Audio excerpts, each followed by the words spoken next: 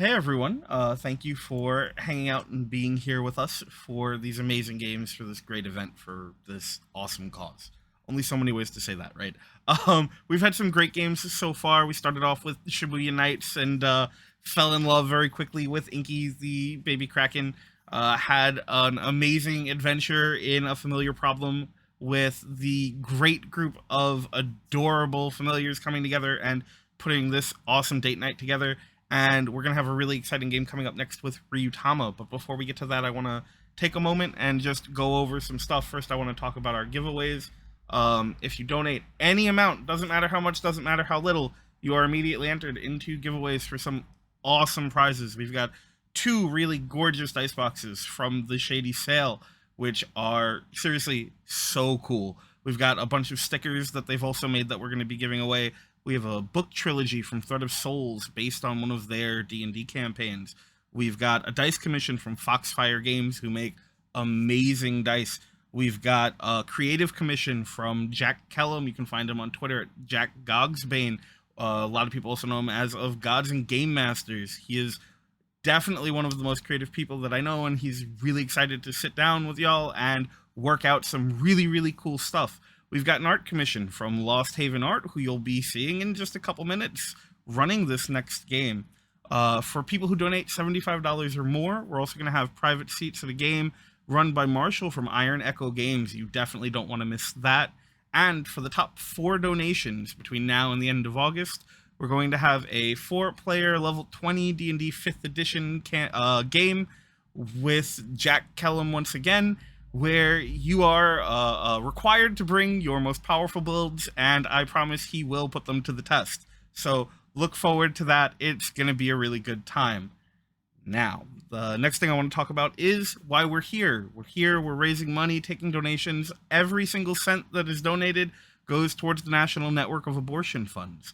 They help with medical bills, they help with traveling bills, they help with finding places to stay and logistics for people who need access to abortions but don't have it. Unfortunately, with the way that things are right now, it's really hard, and people don't always have the autonomy over themselves that they deserve.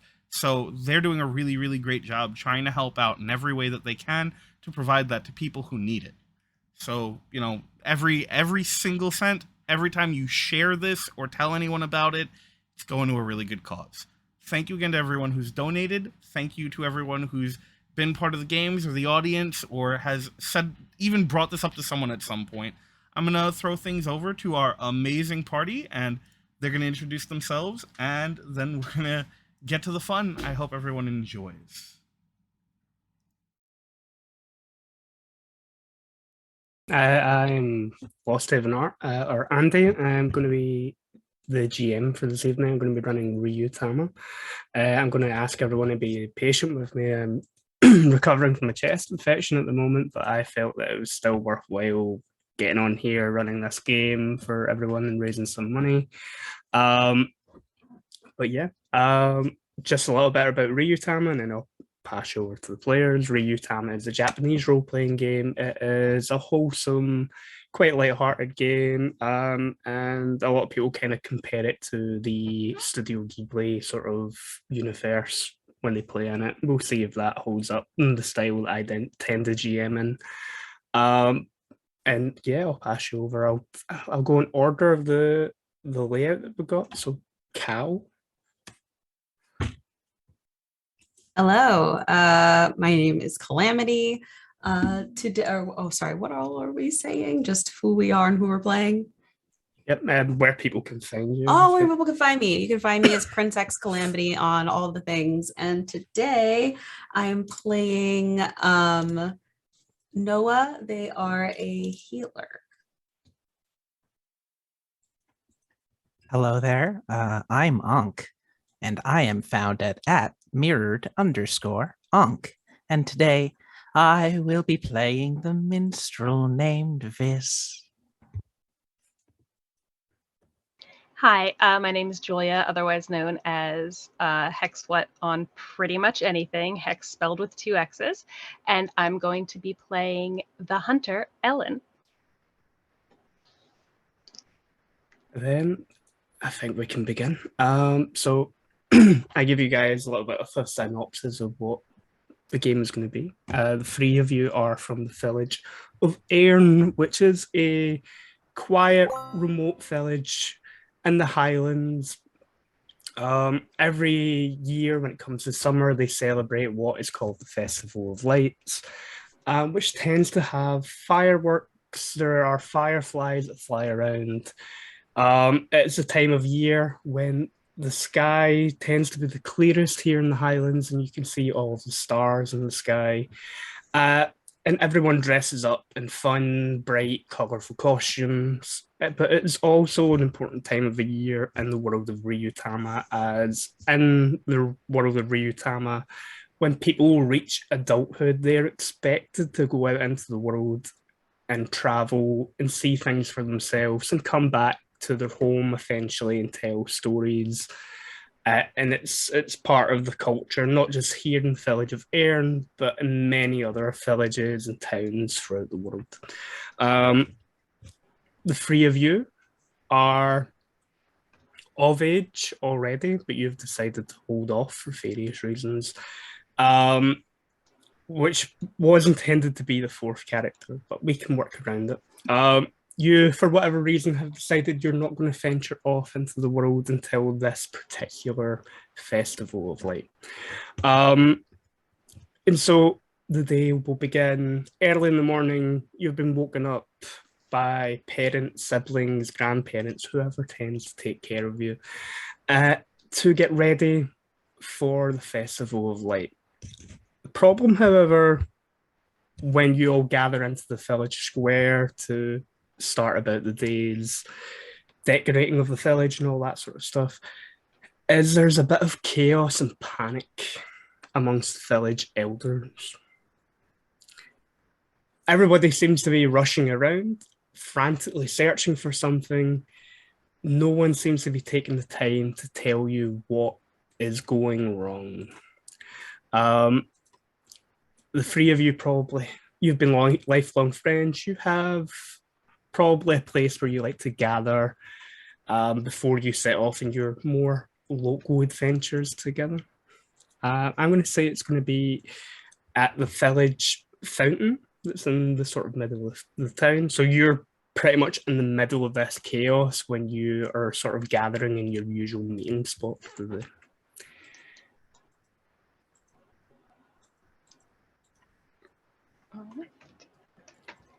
I guess we'll kind of like cluster up and try to not be directly in the path. And I would ask the others if either of their parents had said anything to them about what's going on, if they'd heard anything, because I imagine I rolled out of bed and came here, so I have spoken to no one but you two.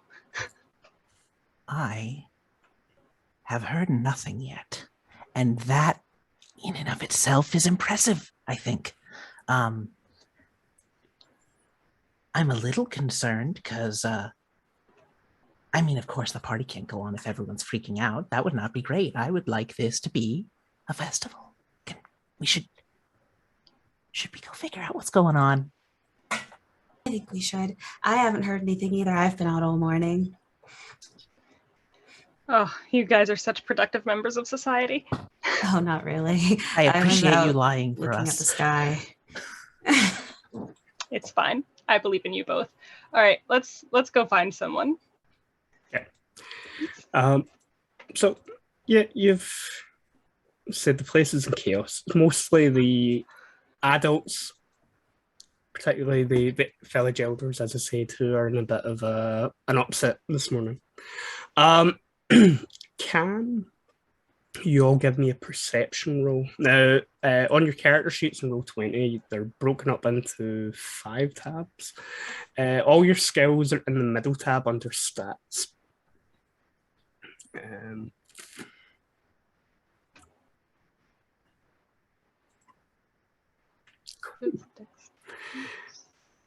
It's not a good round of rolls today. It's fine.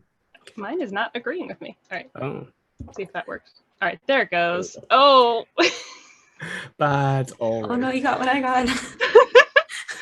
It is early in the morning and we don't see nothing. Stuart. Maybe it's because you're tired first thing in the morning. And actually that reminds me, I did forget to make one roll for all of you. The first skill that you'll all notice in your skill list is a skill called Condition. Before we start the day in Ryuutama, every day starts with a condition roll. This determines how tired, how full of energy your character is at the start of a new day. We should probably do that first, which is an excuse for you to re-roll some of those perception. I'll take it. Okay. So That's better than my wanting- first roll. you'll notice in your stats that you have a bar along the top that's your condition track. So if you just add up whatever your roll is together, and you can select one of those dots that correspond with whatever your current condition score is. No one has a condition of 2, which is great. That means that you woke up in a really terrible condition, that you might as well go back to bed, because this day is not going to be kind to you. But everybody's got 6 or higher. That's great. So it means, yeah, some of you are a little more tired this morning than others. As you said, you rolled out of bed. Probably some excitement the night before for the festival. And in the chaos of what is going on this morning, I'll just stick with the perception rolls that we've got. It'll be entertaining to have that fumble in there. It's not like you're not hearing or seeing things. It's more like you're seeing and hearing too much that nothing really sticks. And none of the village elders or adults who are currently busying themselves around the village take the time to stop and speak to any of you. With that fumble, we're going to do a little bit of failing forward here. You lose track of trying to pay attention to what's happening in the village, particularly amongst the adults. There's conversations and stuff going on, there's people rushing around.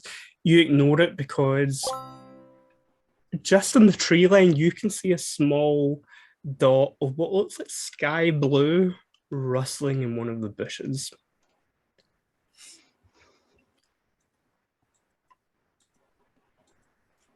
I think Noah would be the first one to head over and try to look at it.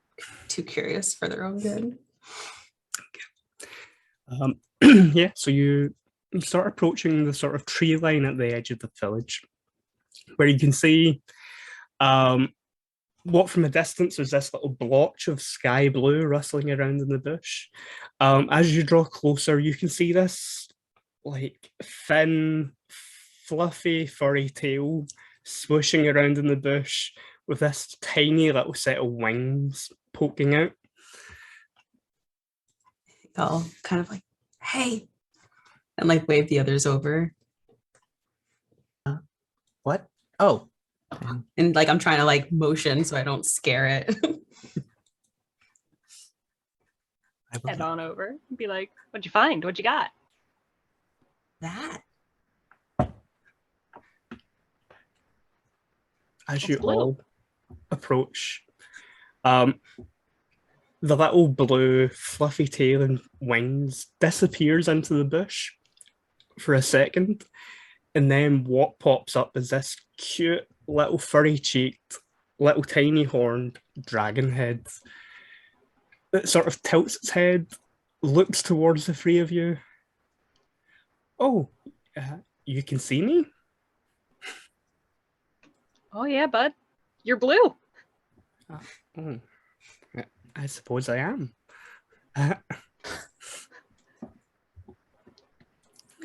You doing okay? You're in a bush. You Is there a see reason you're it's, hiding? you see it sort of roll one of the wings, and you can see that the wing looks a little bit disjointed. I got hit by something. Oh. Well, if you come out of there, we could look at it for you. The dragon sort of disappears back into the bushes. Now, in Ryuutama, dragons, they're not uncommon, but still seeing them this far out is quite unique. They're probably more common in larger areas, larger towns and cities. And from all the stories and things that you may have heard from people passing through the village, none of them have quite matched the description of this little guy who comes crawling out underneath the bush, head first, then the wings, and then eventually the long, fluffy tail. He's about the same height as a cat. Oh my god. Are you absolutely sure you're a dragon?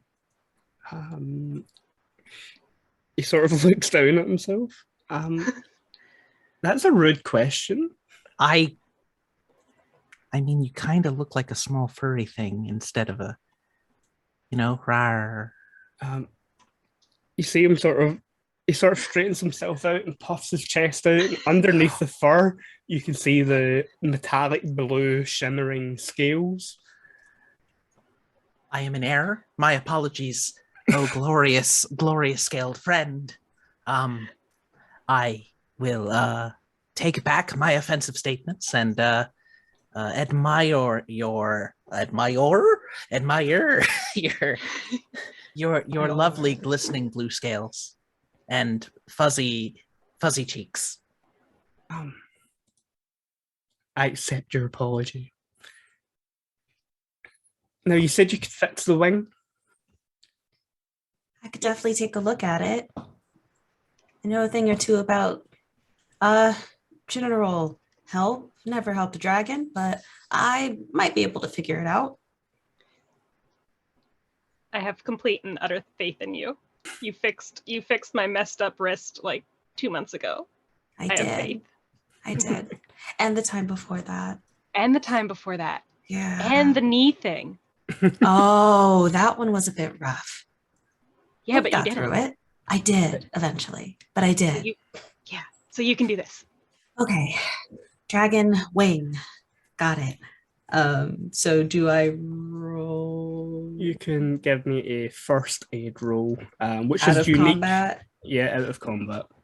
I'm not supposed to have any modifiers on that? No, it's a unique skill to the healer. Only you can do the first aid skill. Cool. That is a It's 8. Yeah. 8. So 8 is a good roll. Eight is the difficulty you're kind of looking to beat if there's no environmental penalties or anything like that kind of getting in the way. So yeah, you probably have the crouch down. Before you even touch the dragon, he's like, oof. But you realize that he's just being overly dramatic, and you can feel that the little bone there in the wing where it joins to the rest of the body is just dislocated, and maybe with a quick distraction, you're able to pop it back into place. Which gives him, he like genuinely almost screams the village down. None of the adults or even some of the smaller children who are now awake and running around the village seem to notice, though. Only the 3 of you can hear, it seems. Strange. That feels better. Without even asking, he sort of flutters his wings up onto your shoulder. Oh. On my shoulder? Yep. Oh, okay. The view's better up here. Well, I'd imagine so. So what exactly happened to you? And why are you, I suppose, here? Did you come for the party? I came for the festival. I heard stories. But something hit me when I was flying over the ruins just north of the village. Like Sorry. Yeah, no, I was gonna say like a bird or like a Hmm, something else. I think it was a rock. I don't believe rocks fly. We don't typically know. Some of them do. I don't know if you've ever seen flying rocks. Not yet, no. Unless someone has put them into motion. They tend to have better manners and whatever hit me though. My name is Kada. Speaking of manners, Yeah, those. Hi, I'm Ellen. Do you shake? he holds out a small little fluffy claw at you. Oh my god, this is so cool. Just give it a little shake. Sort Hi, of- I'm Vise, and I hold out one little finger to shake. He puts his little paw on top of your finger. And I'm Noah, and sort of like also just like kind of raises a hand to sort of shake. You have to kind of reach back like this. Yeah. And he puts a paw on top of one of your fingers. Excellent. Those are all good names. Heroic names. I think we'll be friends. Oh, this is so exciting. Question for you, our dear GM. So as the minstrel, I have an ability called Knowledge of Tradition, and Mhm. we're talking about ruins up north. Have I heard anything interesting about those said ruins? You could give me a knowledge roll, yeah. I'm going to hope that this works well. Hey, that's better than my other rolls. Um, I'm going to say there's a bonus to this role, considering you've lived here pretty much all your life. So once upon a time, the village of Erin was once part of a larger kingdom.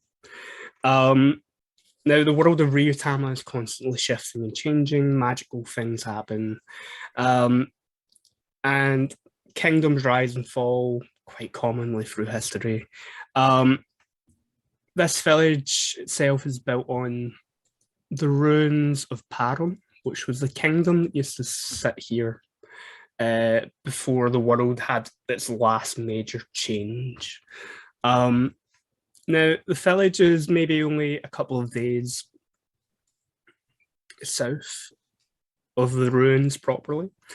But once you get maybe about half a day out of the village, you can already start to see the crumbling, moss-covered, overgrown stones of what used to be parts of the outer walls of the old sort of palace that resided here. And it's said that the village itself is built where the palace gardens used to once reside, which is how the elders explain how the land here is so fertile and so lush with life and all these exotic plants that apparently you wouldn't normally find in this region of the world. But as far as you're aware, there shouldn't be anything dangerous in the ruins. Just beautiful exotic plant life, overgrown stones. The place has long sort of been looted for any treasures and stuff that it had in decades gone past by adventurers and other people. So, those ruins you mentioned were from the old kingdom, and as far as I know, there shouldn't be anything out there now. There's like nothing of value over there anymore. Nothing to attract anybody who would see a dragon in the sky and decide to, stone it.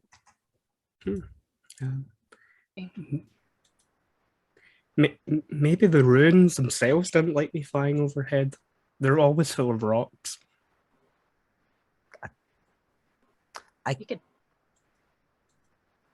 We should check that out though, because he'll have to fly home. We'll have to make sure it's safe for him to fly home.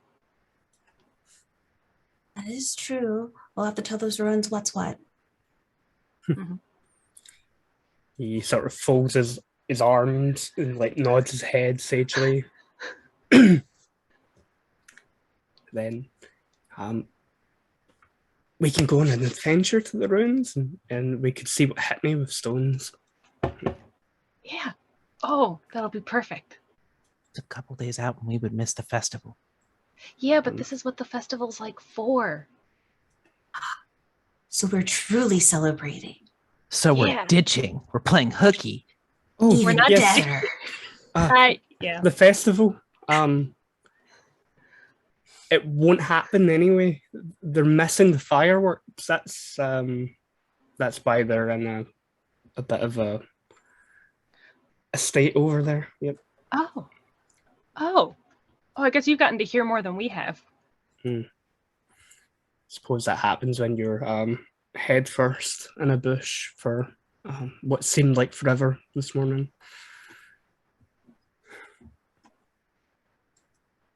Well, then even better. We can go and celebrate the essence of the festival and then come back and probably have a great story to tell at the festival. Tossing things up and doing things out of order. That would make for a good story. I agree. Let's do it. Then, which one of you is the most comfortable to ride on? I can't fly quite yet. The wing, of course, rotates the wrong wing. I imagine Vise is wearing like puffy clothing because it's a festival and you're supposed to wear outlandish things. So it's just like puffy sleeves and puffy neck and puffy hat, not neck, but you know, the thing around the Like neck. collar. Like, Thank you. I couldn't figure out what a collar was. Big poofy hat. I mean, maybe me, but you're not gonna like claw at my clothing, are you? Like a cat? no. Or at least keep it to a minimum? I can promise a minimum. Okay. He sort of straightens himself up and sort of glides over to you. Just lands on one of the puffy shoulders. You see him paw at it a little bit, get himself comfy. I just kind of hold my arm out. Like a falconer. Yes. I am Vise the Dragoner, I say. He looks at Noah. Apologies. This looked comfier. Thank you for the wing. Oh, of course. I mean, I'm wearing, and I think no would be wearing like very flowy, but not exactly like cozy, probably like more slippery and silky sort of things. This is much comfier. Yeah. You guys know what this calls for, right? Is it a If song? we're going to go on an adventure. And it's a blue sky, clear sky day. So I would like to sing the clear sky song. I have an ability called music that says I learn songs based on like the area that I'm in. So the Blue Sky City song is what I'm going to play. Then yeah, you can give me a music roll. There is a mechanical benefit to doing this. I can give you more detail. Let's find the minstrel here. Yep. So if you succeed on this roll, all your party members will gain a +1 bonus to their next roll for the day. You rolled a 9, which is more than enough to be successful. You needed an 8. But you get to record this song, like the way minstrels work is they get to do this like each day. And they can do it for a weather condition or an environment, where they essentially write a song slightly magical in that it sort of bolsters everyone's mood, gives them that +1 bonus. If it's a critical on the roll, it gives them a +3 bonus. And yeah, so Blue Sky City, which means anytime you're traveling in a clear sky, you can play this song and give everyone that benefit. But yeah, so yeah, everyone takes a note somewhere that you've got a +1 to whatever your next roll is going to be. And I have also reduced my hit points by 1 did. Yeah, it does have the hit point cost. Cool.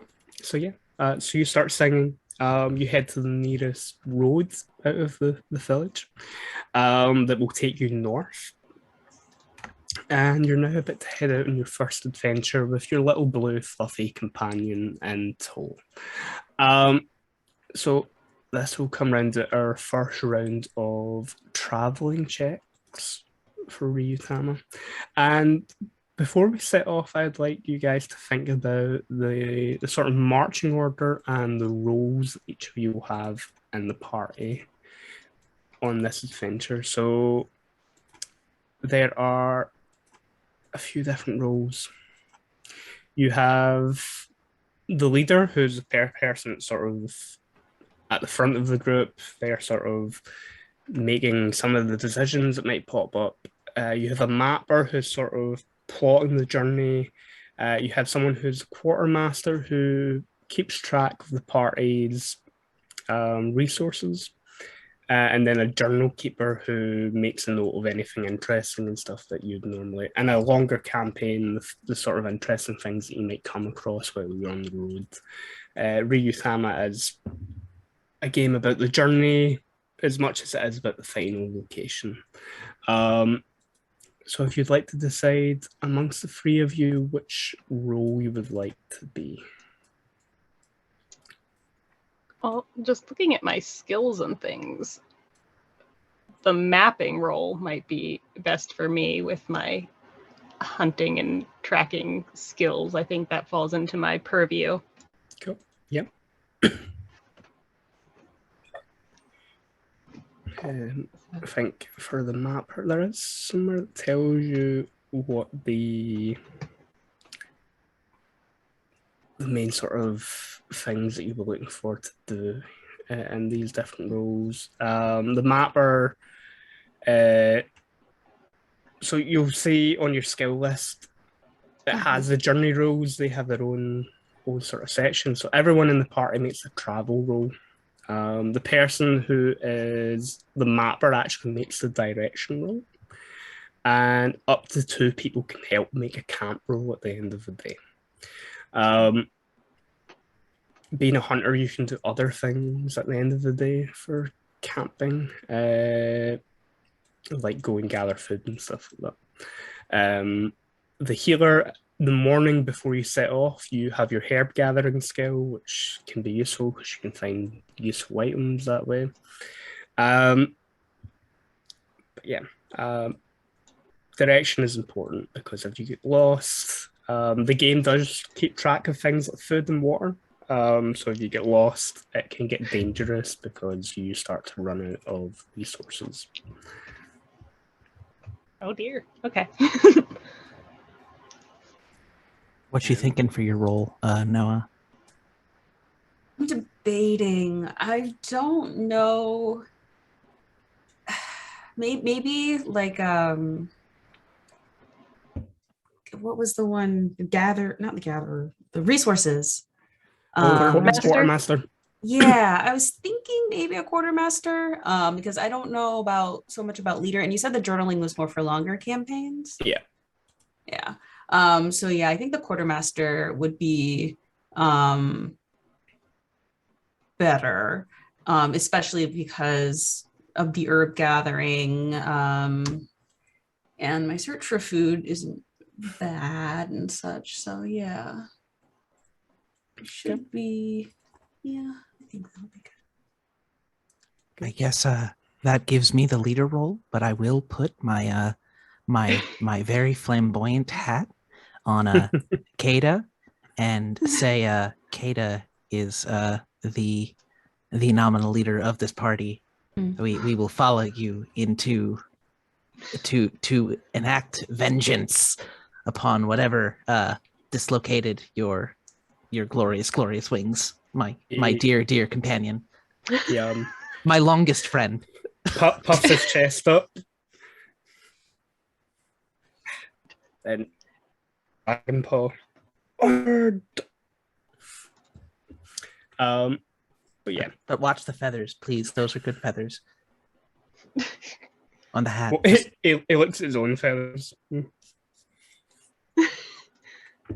Okay. If all of you would give me a travel roll, please.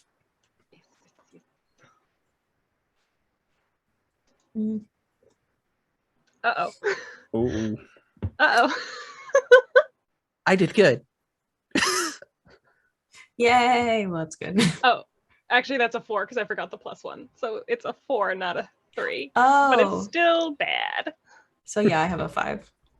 A 5. Or sorry, a 6. You said You have a 6. 6. Yeah, you have Yeah, a plus, so plus sorry. 1. That's fine. Mapping. I am a hazard to us all. Okay, that's fine. I'm glad the hunter has an excellent sense of direction. I haven't rolled that one yet. I could probably do okay. Okay, Well. right. So, let's see. The morning is quite glorious. The sun is out, sky is clear. For the moment, you're in rolling, luscious grasslands. You're on a road, which is beneficial to you. It's still, unfortunately, going to be a failed travel roll for yourself, Julia. Which is horrible in Ryuutama. In fact, you're quite accident prone. Once you sort of out on the road, there's a few times where you trip up, maybe fall into a ditch by the side of the road. As you're too busy sort of taking in all of the sights around you that you don't really pay attention to where your feet are going. You lose half of your HP. Oh no, okay.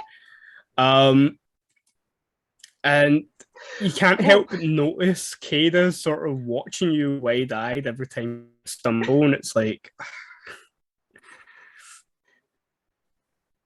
Selected a child. but as mentioned previously, it doesn't take you long before you get out of the village, before you start to notice some signs of the previous sort of kingdom that once resided here. Out in the middle of a field somewhere, you can see an overgrown archway that's covered in moss and vines. Off in the distance, you can see what looks like maybe large statues that have been overgrown with time. If any of you have played sort of Breath of the Wild, The Legend of Zelda, it's like that, where like there's life here, but everything once used to be this ancient kingdom is all overgrown, but it's lush and colourful and bright. Who is the map maker again? Because you now need to give me a direction roll. Let us pray for. Also, let's make sure we don't hear the boom bum bada boom bum bada. 7. 7? Yeah, okay. Yeah, so clear open grassland at the moment, so the difficulty is only 6. Yeah, you reckon if you kind of know eventually the road will disappear, but by that point you should hopefully be getting to nightfall and you'll be setting up camp for the first time. But as long as you stick to the road for the most part, some bits of it will be overgrown. And you're even aware of a few landmarks. There's like what looks to be the statue of some ancient woman that's half overgrown, that sits maybe half a mile out from the road. It indicates that you're going in the right direction to get to the ruins. But you're fairly confident in your ability to sort of direct your companions in the right path, at least for today. I feel like I've been kind of putting off my actual like leaving the village for so long to make sure that we could all do it together, that I am too hyped about the fact that we're actually doing it to really care about the fact that like I 100% fell in a ditch. And I 100% fell in that ditch before we were even outside of town limits.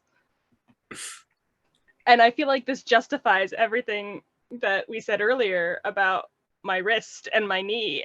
And so it's fine. This is just how it goes. You're just a little bit clumsy, which is fine. Ellen fell in a ditch, and sadly, I'll have to snitch when we get back to town. You don't have to. You're choosing to.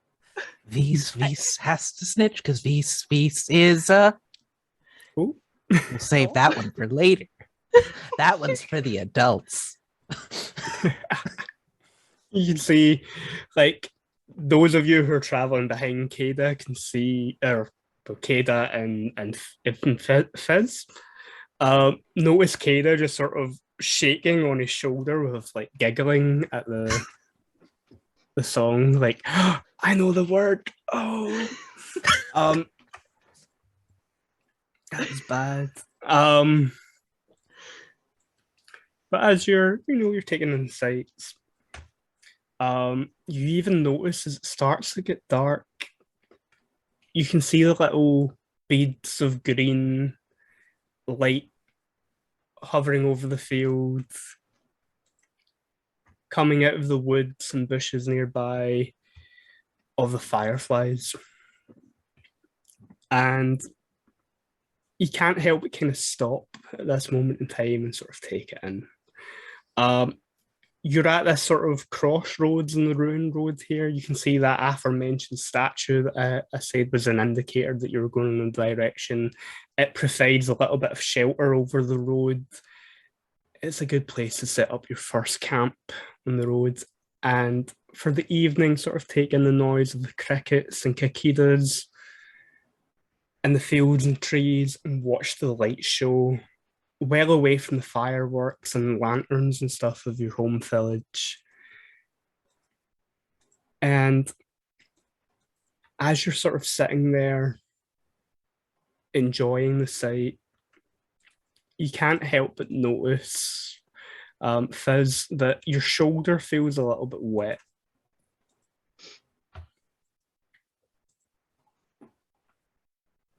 And you turn, you can see Kada sort of sitting quietly, sort of sobbing away in your shoulder at how beautiful the sight of the green fireflies is in the distance. Oh, he's sobbing.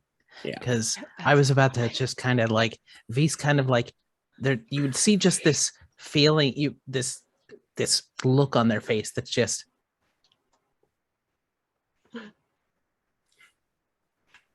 did you just pee? Oh, okay. I'm sorry. My parents worked really hard on this outfit. I was going to be very concerned. Why are you crying? It's just, it's so beautiful. I mean, that's fair. Just, how much tears have you cried? My shirt is wet. It is soaked through. It's just the summer heat. You're just sweating. I'm not crying. I'm moderately Noah, can I ask a question? Of course. I'm moderately sure you don't sweat more on one half of your body. Typically, unless there is something on that side of your body that would cause more heat, yes. I look at both of my puffy Yeah, sleeves.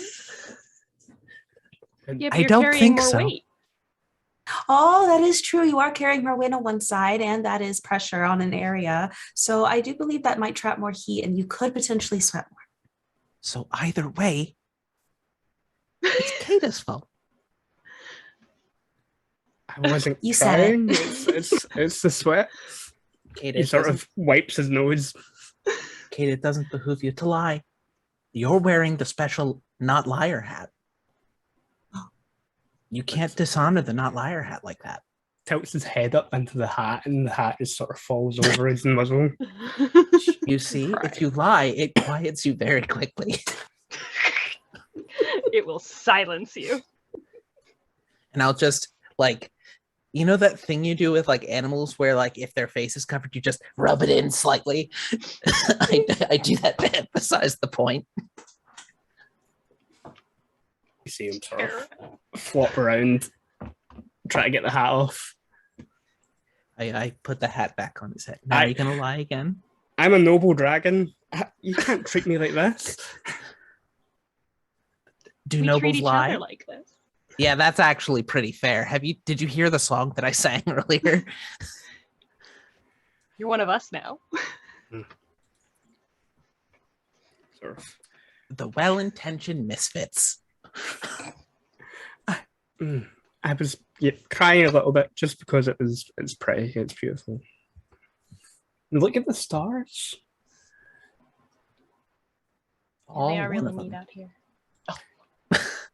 As he points his claw up, it's just in time to see a few shooting stars across the clear night sky. They might be dragons as well.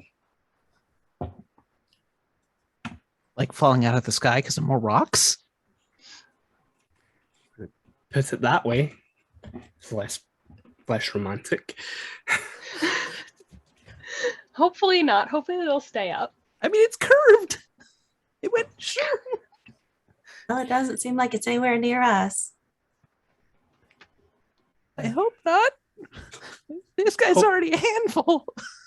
Different worlds up there. All different worlds. It is very pretty. Yep. Starts to sort of wiggle his little back end into the puffy sleeves, getting comfy for the night. Maybe we should sleep. Yeah. Here's good. And it's pretty. Mm.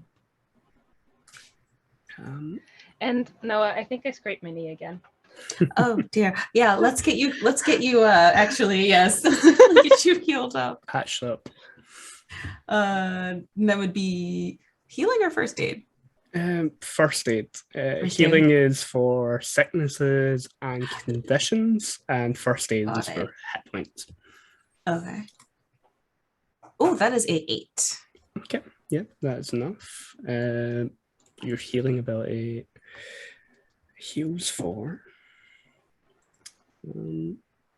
first aid. Yeah. Oh no, I always get this wrong around. So healing is hit points, and first aid is actually conditions. But it doesn't matter. Both roles are the same out of They're the combat. Yeah, and you heal an amount of hit points equal to what you rolled, which is 8. So that brings you back up to full health. I was gonna say that's exactly how many I lost falling in the ditch. You're the best.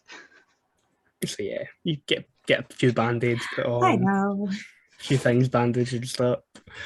Kada's like, they're very good at it. Very good at healing. This wing would have taken forever for someone else to heal this.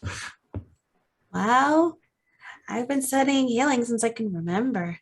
And just helping as long as I can remember.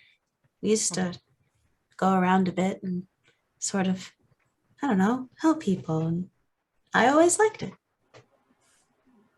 That's how we make friends. Yep. Like I'm helping you guys make it to the ruins. Mhm. That's true. Your leadership is impeccable. Puffs his chest up again. No. You're Do we free have to set up camp. I think most of you have sleeping bags and things. I think all of you have sleeping bags and stuff in your inventory. Yeah. What I would do is all of you should have some rations in your inventories. The CT is the current amount that you're carrying. So if you just reduce that by 1 to represent that you've made camp, you set a fire, you've maybe ate some rations this evening. And yeah. Does one of us have to feed Kata? Doesn't seem he'll probably take a nibble from everyone else's food. Small Probably enough. without Yeah. asking. One bite from each plate does his tiny dragon belly some good. Yes, Yeah. he's full. Just curls up once he's eaten a little bit from everyone next to whatever fire you've made for the night. And in seconds is probably snoring a lot louder than a tiny dragon should be capable of. Before you fall asleep for the evening, can I get perception rolls from all of you? Sure. Okay. Oh, Critical success. Wow. Okay. So yeah. Feast and Ellen, you fall asleep after eating. But Noah, you spend a little longer awake. And as you're sort of looking off in the distance towards the direction that you should be heading off in the morning towards the ruins, you're fairly sure that you can see the glow of bonfires in the ruins, and maybe even far enough away that like there's no loud bang to really follow them, but the different colors shooting up fireworks coming from within the ruin.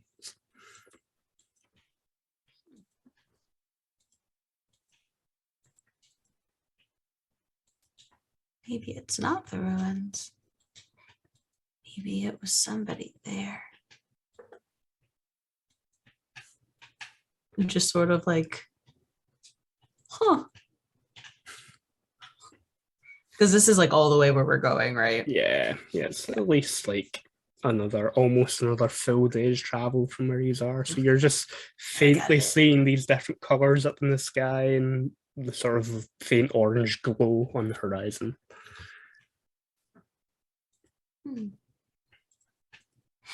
I think like perhaps like drifting off a bit says, I wonder what kind of people would want to hurt a dragon. Okay. And with that, you eventually drift off. You're all awoken in the morning by Kada probably jumping on people to wake you up. You barely notice the way it's like it's like a cat when a cat tries to annoy you to get up to go feed it or something. Like it's light, it's an inconvenience. You can feel the little paws slapping you in the face.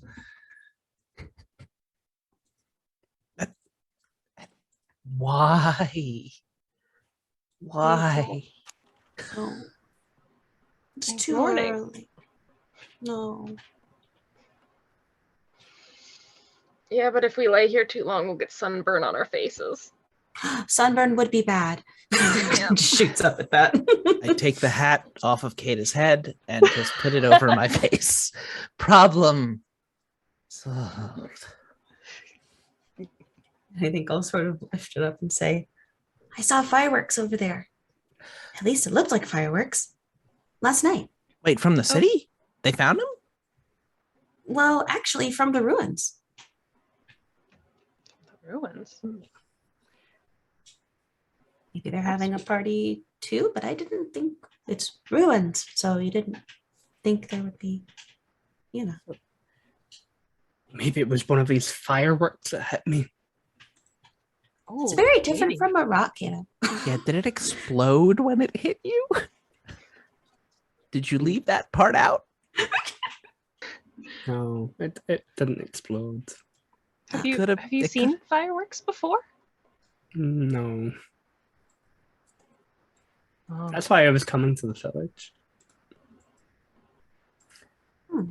So they kind of go, pew, and then they don't just kind of go like a rock. Would probably know. Probably not a a firework. good thing. Yeah. Probably a good thing it was not a firework. Because that could have been a lot worse. Mm-hmm. Hmm. But we'll have to ask them where they got their fireworks. Mhm. when we get there, because I guess the village elders are going to need to get more fireworks since they lost theirs. Guys, I We would might like have you extra. I would like you to think about this for a second. Lost them. Let's have a thought. We had fireworks. Mm-hmm. They're no longer there, right? Uh-huh. Okay. True. So the Yeah. ruins shouldn't have fireworks. Maybe we can borrow the fireworks from whoever's at the ruins. Mm-hmm. He looked so happy with that answer, Thanks. so pleased with himself. Are you saying that those are our fireworks? No, you're right. It couldn't be. Yeah. No. Who would do that? Who could do that to our most sacred festival? Who would expect that a place filled with nobody would suddenly have a bunch of fireworks? You guys are right. We should establish trade relations right now. Let's go. Immediately. Yeah, no one would prevent such a noble dragon from seeing fireworks for the first time. We'll make sure you have a good time. Well, apparently, if you had stayed up last night, you would have seen them. So, I mean, technically, that one's on you this time. No, sleep is very important, especially if you're healing. Yeah, he had a long day. He fell out of the sky yesterday. Rotates the wrong wing again. Yep. Still a little bit painful. That's the wrong wing, bud. Oh, this one painful. So sore. Pain goes all the way over. It's fine. It's a radiating pain, don't you know? There you go. Spreads between the two things. What did we say about the hat of truth? I'm not wearing it. It's true, you're wearing it. You're wearing right. it. Just again, right on the muzzle. But then I'll put the hat back on. You're just hazing this dragon. This poor dragon. Okay, to be fair, it wet my sleeve. Okay, but also, it was just tears. Yes. It could have been worse. Could have been It worse. said it was just tears. It's lied several times so far. We've established that Kada is not a reliable narrator. He's just a baby. Yeah, I'm just a baby. Oh, baby. Just a baby. Can you all give me condition rolls again, please, before we set off on today's journey? Yeah. Same number. Oh, that's 8. So yeah, if you all adjust your condition track to be the new score that you've all rolled up. So all of you are feeling fairly fresh this morning. Not super fresh, that would be a 10 or higher, but yeah, in decent condition. You're up, ready to go on the road. Maybe you slept a little bit more peacefully out here in the open last night than you did the night before. Kada will again make himself comfortable on Fiss's shoulders. Maybe he'll swap to the other side this time. Wet this shoulder too. We're going to have a problem. Can't promise anything. So you did peek. No, not on the shoulder at least. I take my hat off and inspect it. He's just Not a there. baby. He looks I down have- at your feet. No. Did you pee on the shoes? did Not the shoes. It's just like a real cat. Oh no. This is basically a cat with wings at this point. On the shoes, in the shoes. Just I've a just- baby.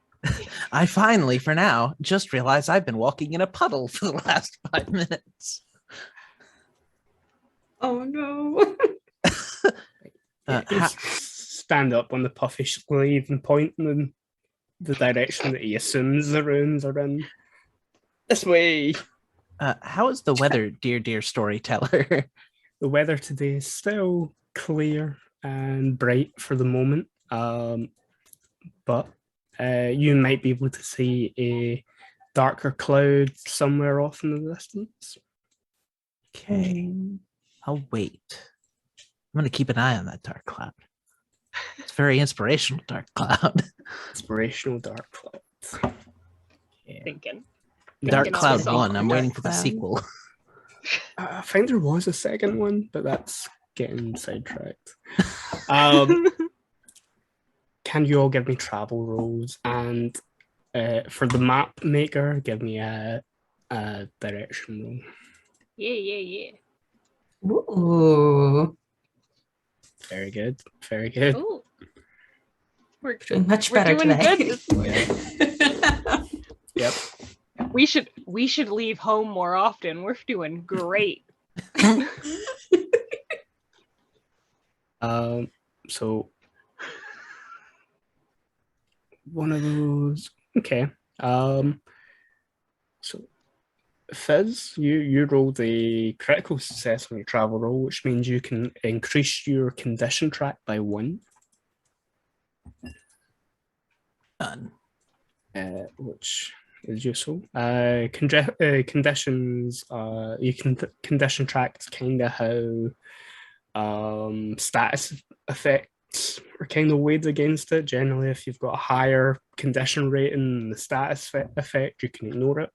So having a higher condition stat is pretty good. And if you have a 10 or higher, you can temporarily increase one of your traits by a die type. And that direction roll is great as well. So everyone is fine to travel. No one falls in any ditches or potholes or stumbles into any thorny bushes or anything like that on this second leg of the adventure. But the terrain does get a little bit more difficult. You move from those grasslands and that nice even road into more rugged, more highlandy terrain with more ruins and stuff jutting out. And the further into the ruins you get, the more overgrown they are, the more trees and stuff that you start to find growing out of walls and stuff, creating maybe semi-natural arches that sort of loop over the path that you're following. And eventually in the distance, you can see silhouetted against the sun, the sort of jagged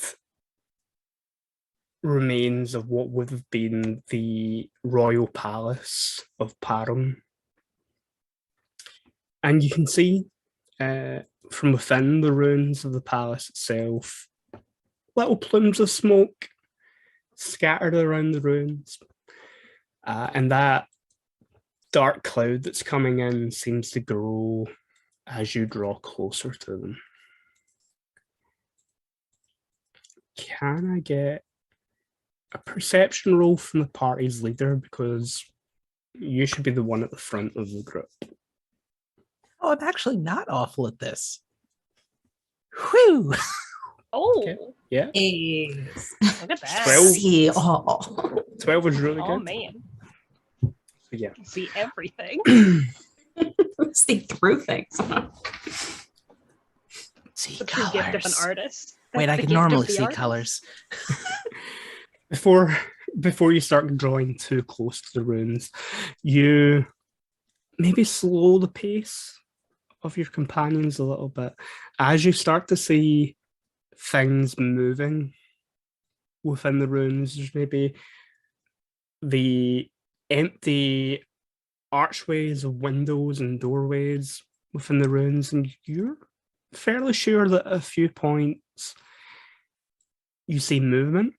You see some colours, bright colours, kind of orangey, peachy tones, and some blues and greens moving around inside the ruins. You see a few what looks to be makeshift watch posts, watchtowers, sort of built up a little ways out from the palace, but definitely overlooking this path that you have decided to take to get to the ruins. And you can see a few of those colourful figures moving around on top of those watchtowers. With the sort of like colors that I'm seeing, and also like the design of the watchtowers, would I be able to make a knowledge of tradition roll for this to get any more information as to what we might be dealing with? Not knowledge tradition, monster knowledge. Okay. Boink. Okay, 10. Now, you've heard about these in stories from your mother. Your father, who you've never met, your mother arrived in the village when you were quite young. Well, when she was pregnant with you, you were born here. But you heard stories about your father who was a knight. Some of those stories involve fighting monsters like these. They are called oinklings.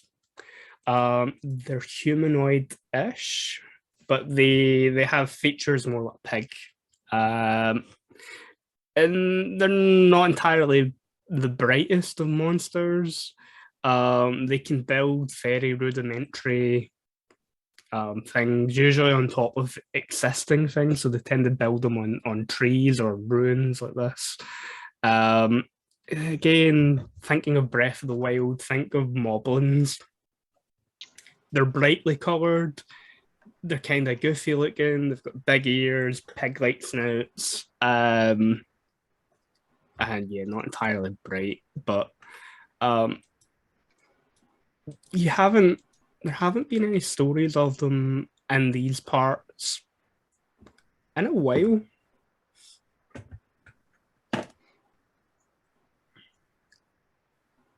So, there are monsters in there. My mom told me about them, right? They're called oinklings, and pigs. Mhm. Think of like a pig, but it can stand on two legs and acts like me when I was a child.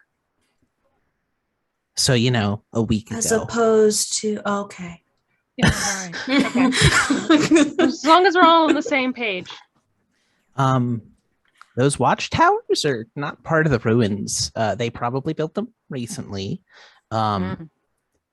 So we might want to how like the road is covered by the watchtowers.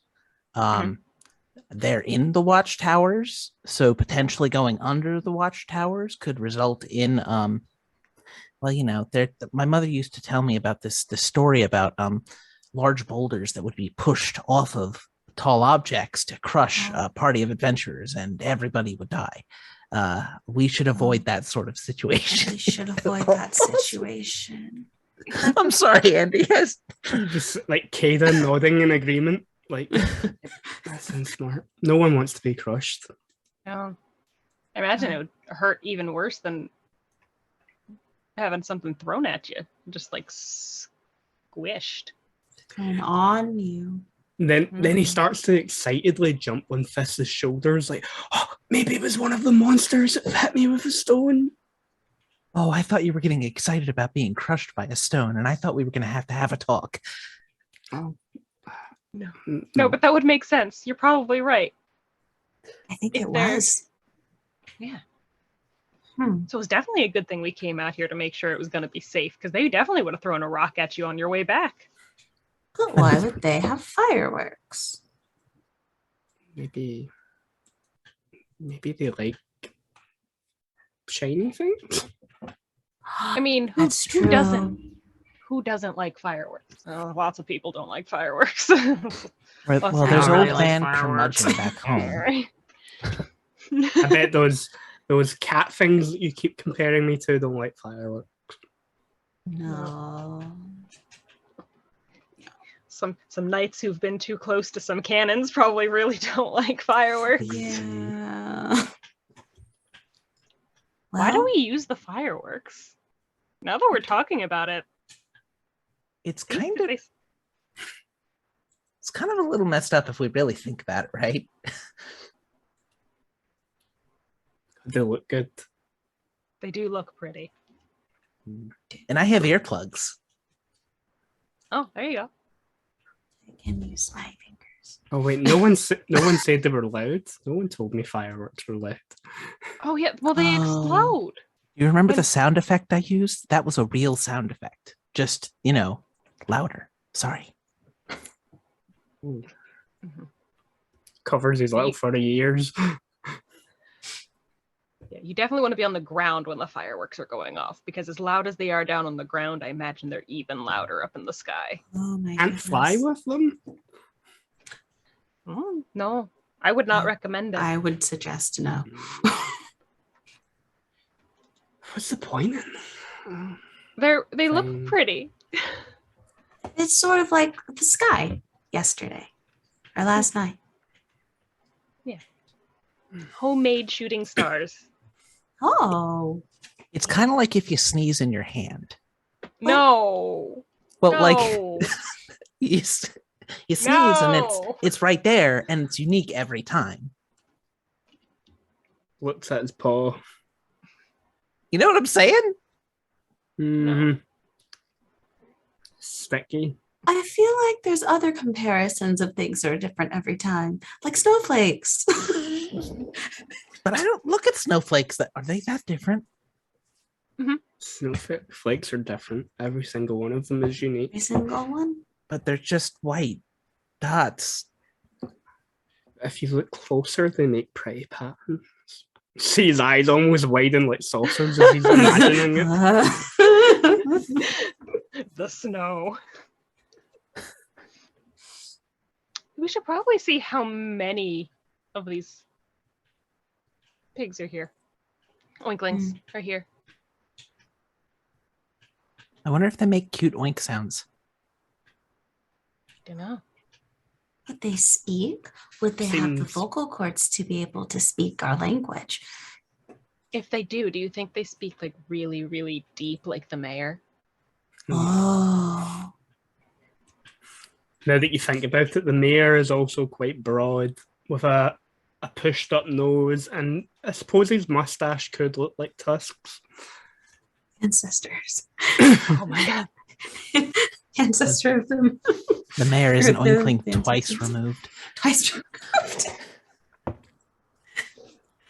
We should invite them to the festival. Wow, So they can reunite with their family. I don't know. They like to push rocks on people. I don't know if we want them at the village. I guess we should probably take a closer look before we make a decision. If we get off the road here and we go around that way where there's no watchtower, then maybe we can come in and see what's up. I agree. After you. And Oh. as soon as I say that, I will begin singing the Rhapsody of the Ruins. Yeah. And give me a music check. 9. Woohoo. Okay, yeah, that's enough. So yeah, everyone will get a +1 to whatever your next roll will be. Probably going to be stealth rolls at this rate. That is why I did that, sir. Yeah, Thank you much. for that. now I you have a appreciate that. new song in your song list. My dex is. Moseying on over. Would you like This those one- stealth rolls now? Well, yep, that seems like it's a fitting point to make the stealth rolls. Alright. Fez plays the song, sights you up for sneaking into these rooms. Attempt to Scooby Doo up the ruins. So with the +1, that's going to be a 10 for me. Oh no! Oh no, That's sneaky. not sneaky. You Oh, started singing the no. song out loud. Probably. You're Start like- singing. You're all creeping past that watchtower, and then yeah, Noah, you can't help you. The song was so catchy. So good, yeah. You start humming it at first, and then full on singing it, and then Kada starts singing it, and then the next minute there are rocks being dropped down on you. which is a good opportunity to introduce combat in Ryuutama. The battle mat that I have set up is for our convenience. Obviously, we don't have it on stream. I suppose what you could all do is you could use the draw tools in Roll20 to maybe put your character's initial somewhere so you can move it around just so we can keep track of things. And yeah, we'll introduce combat. I'm going to do that very quickly. I'm going to take the text. I'm going to put in some link and I will copy and paste this a few times. I'll throw 4 of them at you. Yeah, little color marker or text, whatever. So while you guys you're typing in your initials or whatever, I can explain how combat works in Ryuutama for everyone watching on stream. So Ryuutama isn't quite tactically as heavy on the tactics as, let's say, Dungeons and Dragons, where you're using a grid with terrain and all that sort of stuff and moving around in 5-foot squares. It uses a combat system that will be familiar to anyone who's ever played a turn-based JRPG, like some of the older Final Fantasy games and the like, where characters are sorted into a front and a back row. The back row offers you a little bit more protection. You can only really be attacked by enemies that are using ranged attacks. The front row kind of puts you in a position to use your melee weapons. There's a slight difference on top of that, and that when combat starts, we take turns generating objects you might find around the battlefield. You'll see, well, for the players, you'll be able to see there's sort of numbered sections. In a general fight, there's generally only 5 objects. In a boss fight, you can get up to 10. You can use the object during combat by narrating it into your attack. Like, so if there's a boulder there, you want to use it somehow to enhance what your character is doing. You would narrate that. It would give you a +1 bonus to whatever your roll is, and then the object is gone. You've used it. So they're there to add a little bit more dynamic to combat. Have the terrain sort of do stuff. And the other thing to note is your initiative doubles as your armor class in Ryuutama. You roll initiative every round. Actually, I'm confusing that with another game system. You roll your initiative. You can take an action to re-roll your initiative, but that's pretty much your turn. Your initiative is a target number that your opponents have to hit to do damage to you, and vice versa when it comes to monsters. So going into combat, everyone should be able to roll your initiative on your character sheet. I'll bring up the turn tracker so we can keep tabs.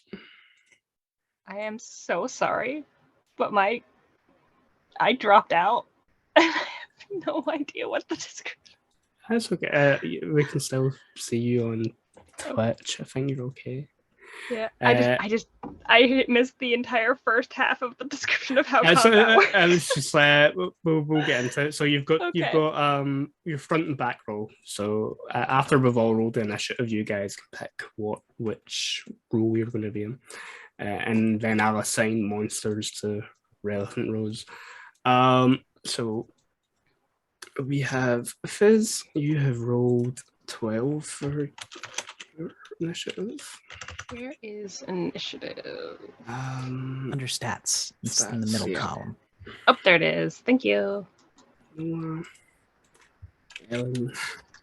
Oh no. The dice roller does not seem to like you.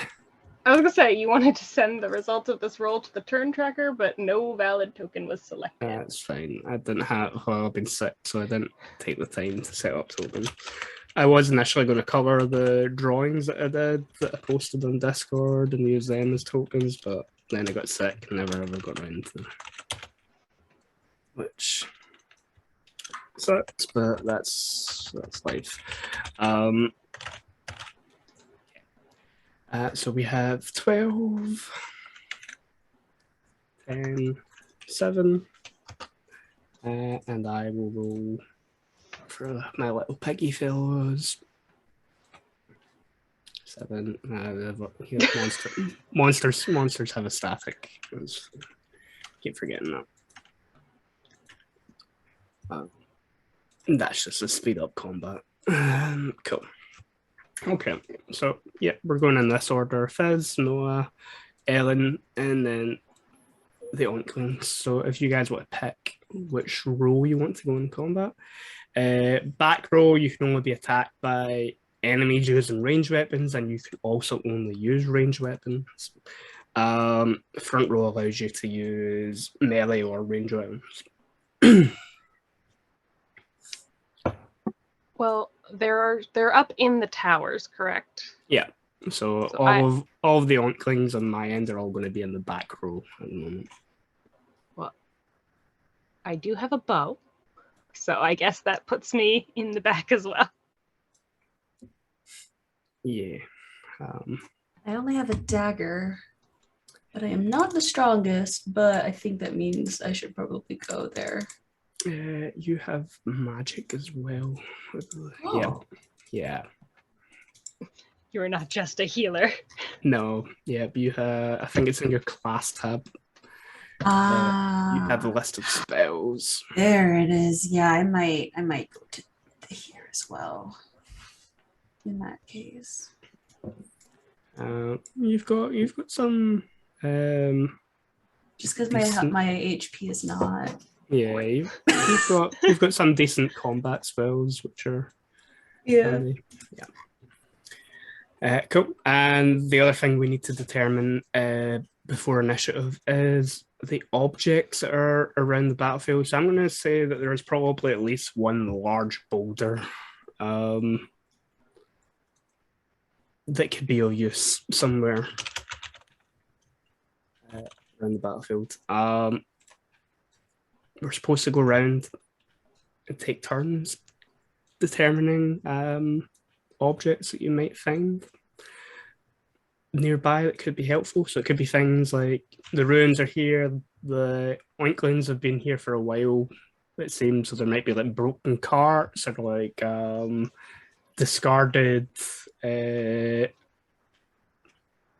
don't know, equipment or something that might be of use, or it might be like a broken statue, we're in ruins after all, or some maybe Zelda style pots that you could maybe use to your advantage.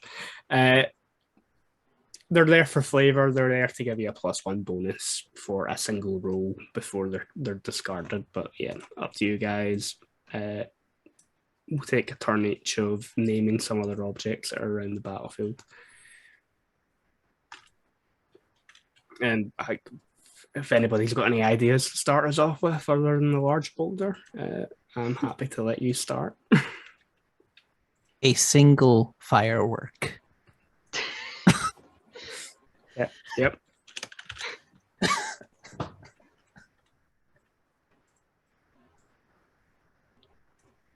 Cool.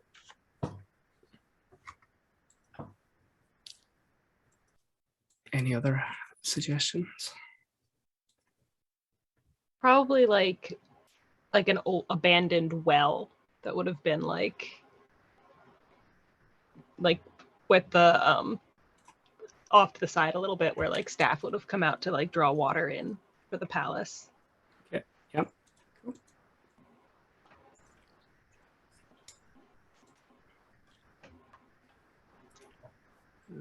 Cal? Thinking. I'm like trying to think of like what ruins would have. I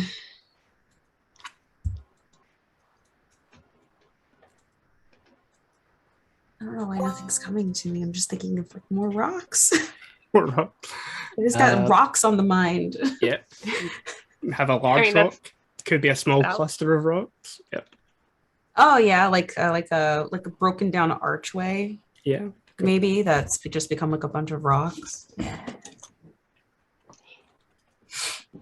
Okay, and I'm going to say that there is a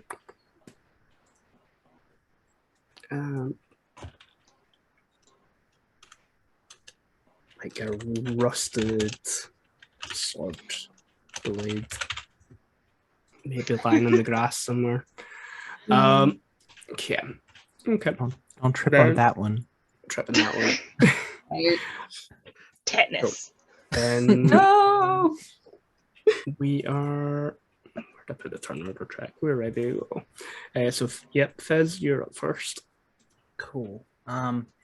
So So if they're in the back, go ahead. to paint a picture, they like you were trying to sneak underneath the watchtower. You're now looking up at a group of oinklings all sort of snorting and laughing down at you as if, like, dropped a few boulders. Cool. Now I can't attack them from where I'm at, right? So Um, what? Yeah, that's a good point. I need to have at least one of these in the front line.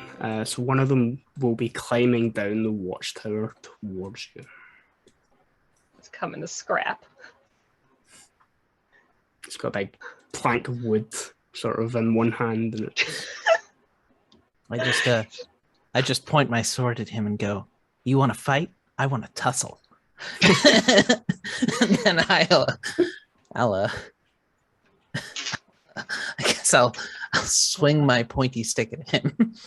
Oh, the tussle. You want to dance, pig boy?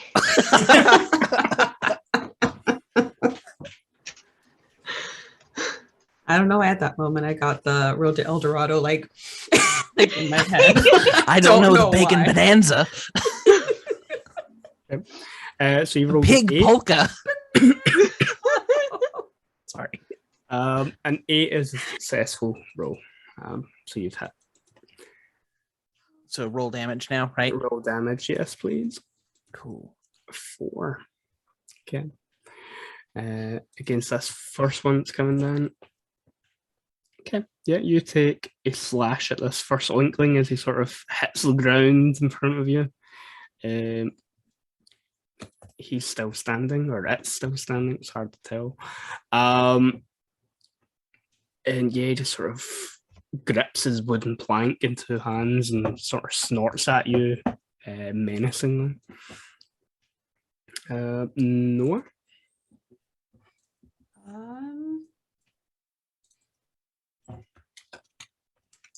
I couldn't do round reflection because I'm not close enough. It's a To touch. ritual as well, so you need to do it out of combat. Oh. But it does last 12 hours once you Oh, dang. cast it. I didn't realize that was retro. Dang. Okay. That's cool. In that case, I will do if it says range all, that's like a distance, right? Yeah, you can hit opponents in the front or back. I will go ahead and I feel like Lisa's got this first Winklin or however you say it. Winklin. I tip my hat So I'm going to with my full cast- hands. I'm gonna do shooting star at maybe that middle one. Actually, I'll do shooting star at this one. Oh, I didn't mean to move it. I don't even know how I did that. I'm It's sorry. all right. That was me that moved. Oh, I was like, oh, I didn't know I did that. All right. So to do that, you need to go to your skill list and give me a magic roll. I did that. Sorry. Yeah. Magic roll. Yeah. So squished. Here we go. Okay. Yeah. 9. That is a hit. And shooting stars. How much damage does that do? Spirit. Okay.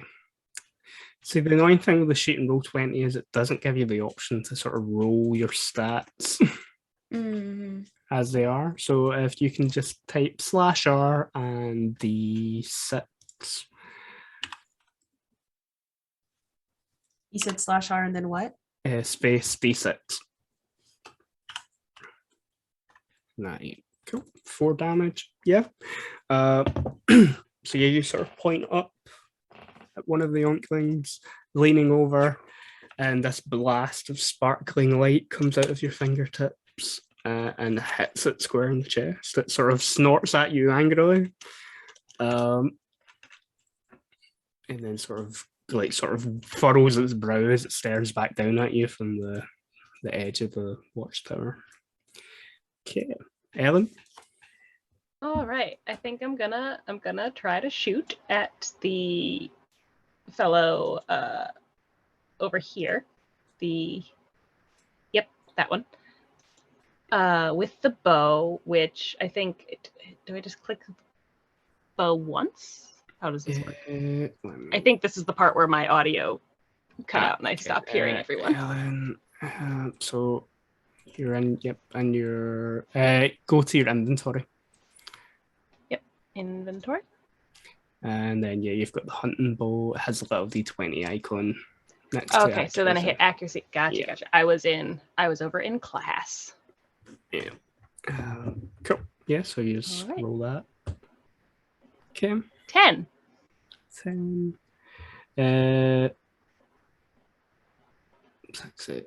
Okay. It's not quite a 10. That's a -2 at the end there. Oh, is that a minus? Oh, dang. 6. Now you could. I'll let you do it retroactively. Say that you're using one of the objects to add a +1 to that, so it's a hit. But you have to tell me how you're using the object. Okay. So I think what I'll do is the well that we saw earlier, I'll hop up onto the lip so that I'm a little bit more elevated, so I can have a little bit of a better view before I draw back and shoot. Okay. Then, yep, I'll give you the +1 for that, which means that's enough for you to hit. So all we now need to do is roll your damage. Okie dokie. Cool. 7. Okay, that is 1 dead oinkling. You take the shot from the lip of this old crumbling well. The arrow flies through, hits this laughing oinkling straight in the chest. It tumbles off the side of the watchtower and onto the ground. The lip of the well that you're standing on, however, starts to crumble under your feet, making the object useless for the rest of the combat. Okay, I'll make sure to hop down off it before I fall in the well and become a problem for everyone. Okay, so I'm just going to delete one of these from the turn tracker, and now it is the 3 of them. So one of them, the one in the front row, is going to take a swing at Fizz with his club. Let me bring up a little NPC character sheet. Oh. Okay. He does not want to tussle. He does not want to tussle. Quickly going to double check what the fumble does in combat. I think it's not going to be good for him.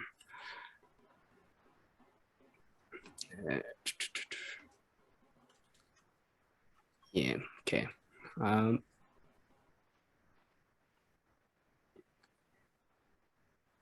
It does durability damage to a weapon, but his does not have monsters won't use those rolls. So it reduces his initiative by 2 until the next round. Which means it's going to be easier for you to hit until it gets back around to him. So yeah, he comes swinging at you with that wooden stick and swings it so hard that he spins himself. You can see him sort of lose his balance. As he sort of sways around in front of you, leaving himself quite vulnerable. The other 2 up on top of the watchtower, they start throwing stones down towards Ellen and Noah. So one of them is going to throw some stones at Ellen. Accuracy roll. Okay, that's 10, which is enough to hit Ellen. And damage. Oh, 5 Rude. points. So yeah, as you're sort of, hopping off the lip of the well, the oinkling who was standing maybe across from the one that you just shot lobs a fairly sizable stone at you and hits you square in the head. I think you're wearing armor, if I'm not mistaken. I am. I'm wearing, what is it? Aged leather armor? What is it? Yeah, old Where leather. is it? Okay. Yeah, old leather. Older so leather. it has a defense rating or defense points of 1, so you'd reduce that damage by 1 point, so you take 4. Oh.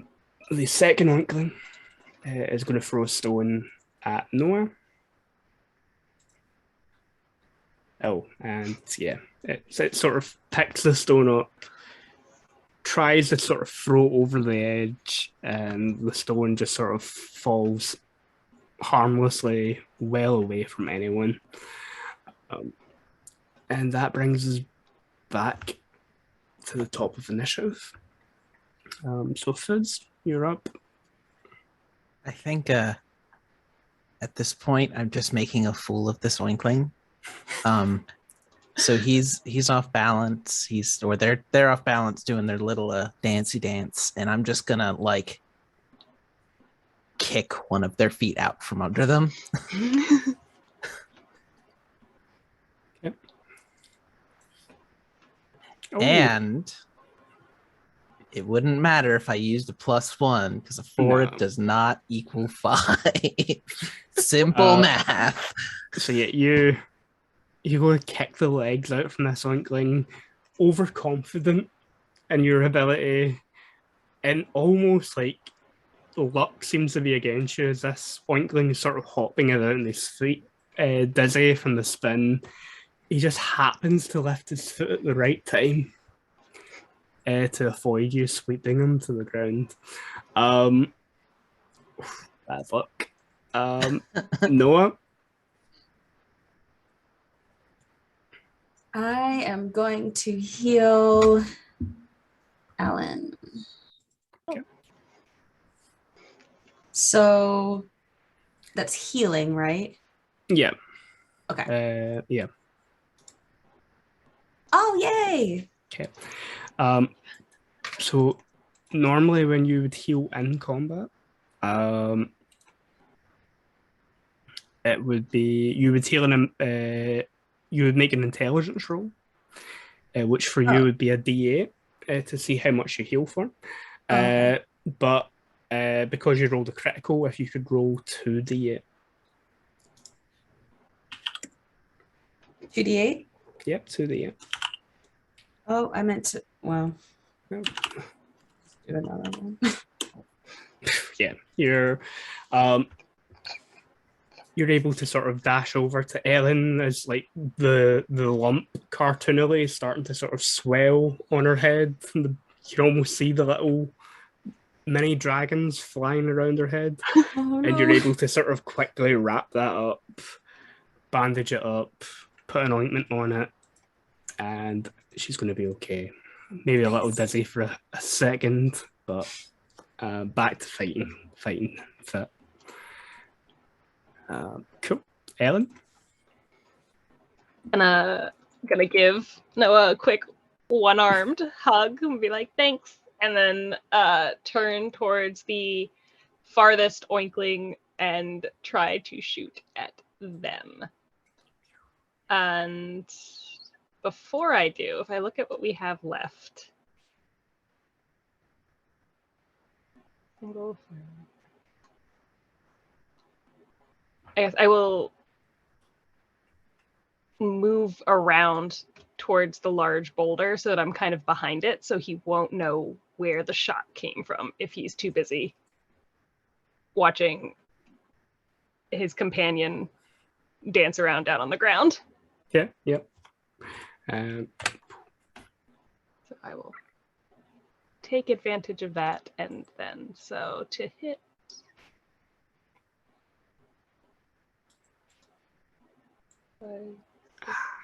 So it's going to be 6 minus 2 for 4 plus 1, so 5. Yeah. The arrow goes a little bit wild. Boulder gives you a little bit of cover, but it doesn't give you the best vantage position, it turns out. The arrow sort of hits one of the wooden legs of the watchtower that these Onklings are on and sort of vibrates, and the Onkling just sort of looks down at it and then looks at the direction that you just shot from. Okay. The initiative is not quite back to him yet. So the two up on top, they're going to continue throwing rocks at their respective targets. So one of them is going to throw a rock at Noah. Oh, okay. No. Ouch. Oh no. Yeah, that's how much damage I take. Yep. That's Oh. all my HP. You're going to be no. unconscious. Womp womp.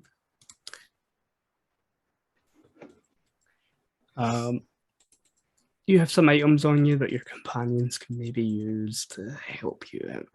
Okay. In your inventory, you have a herb bottle. Mhm. And in that herb bottle, you have Hime apple juice, which heals 2 hit points per draft. You have 4 drafts of it. So if one of your companions wants to, they can break that out and get you back onto your feet. The other Onkling going to throw a rock at Ellen. 7. That is going to hit you. You only rolled a 7 for your initiative. God. These pigs. These pigs. That would be 8 points of damage, but you reduce it by 1 because of your armor. Oh man. I am sorry I said anything about rocks falling and everyone dying.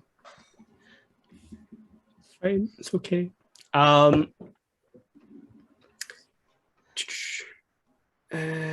the one that was spinning around, it will have regained its balance, and it is going to take a swing at Fizz. 6. No, that's not going to hit anyone. Cool.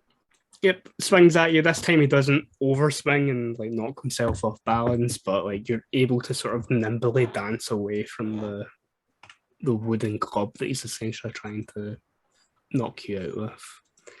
And we're back to the top of initiative again.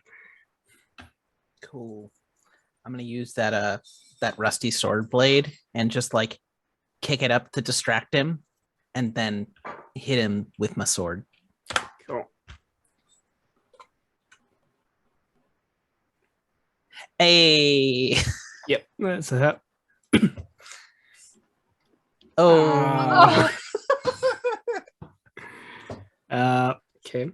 Dang. So yeah, you kick it up. Maybe it's the rusty sword blade that does most of the damage here. He sort of brings his arms up to cover his face, and it sort of scratches across the forearms. Yeah, you have tetanus. Okay, Noah. I'm KO'd. You're unconscious. Yeah. Yeah. Well, you can just see Kada flying around, like floating around your head. Oh. Ellen. Hey, wake up. Well, I think we've got the 2 oinklings, but we also have a person down. So I'm gonna leave my poorly maintained cover with this rock and run back over to Noah and give her the juice. Juice. Hey, juice. Yep. You've got 2 hit points. Kind of like just gently nudge our little dragon buddy away and be like, "Hold on, bud. I need to get in the bag." Fair enough. Cool. Then yeah. We're down to the Oinklings. So one in close combat, going to take a swing Fizz. It's not quite enough to hit. Mm. The two up in the watchtower. One of them is going to throw a rock at Ellen. That's a hit. Okay, 5 -1, 4. I'm going to be nice and not just automatically try and knock out the person that's just got up onto their feet. And so one of the ones up in the watchtower is going to try and drop a boulder onto Fizz as well. Oh. And yeah, it just sort of slams into the ground a few feet away from you. Okay. Back to the top of initiative again. You are oh my god, I can't remember what the word is. Never mind. And then I swing the sword because I couldn't remember what the word was. Start with a P. I feel like it's pernicious. That's the word. Hey! Like, I could sense it. 7 is... oh, it's 7 because I don't have the +1 this time. That's still a hit. Hey. Yeah, you finish that one off, which is going to force one of these two up on top of the tower to come down in a moment. But yeah, Noah. I'm going to. I feel like I should heal because Ellen has taken a lot of HP. I have 5 left. Oh yeah, let's heal you then. So do I do the first aid, intelligence, and combat? You still roll the first aid. For combat, yeah. 8. Okay. Then that is 8 hit points back. Yay. Cool.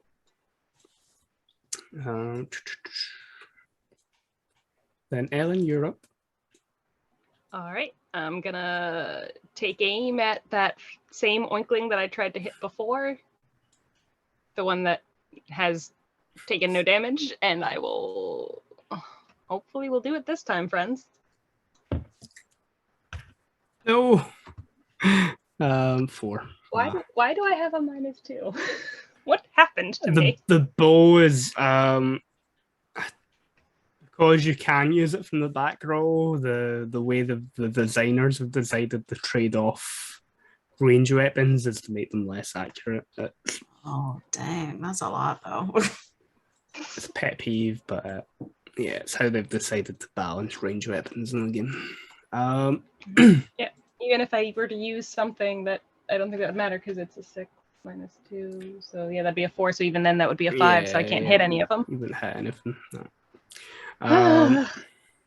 I killed the one with 1 shot, and that's all I get. that was pretty cool though. That was your moment. That was my moment. So this one that's not been hurt, it's gonna climb down and move into the front area. That's its turn. The other one throwing a rock at Ellen and misses. We just throwing things at each other. Just like Hey, arrows, rocks. One of them's, you see it sort of wiggling as it climbs down. And yeah, back to another round. Fizz, you're up. They roll 20 dice. Don't like players. That's fair. I'll say. I don't think I've ever met a virtual tabletop where the dice have like play. I was say my feud with Roll20 is long-standing and well documented. Yeah. Go ahead. No, yeah, I was just moving it back to the combat. Sorry. Cool. I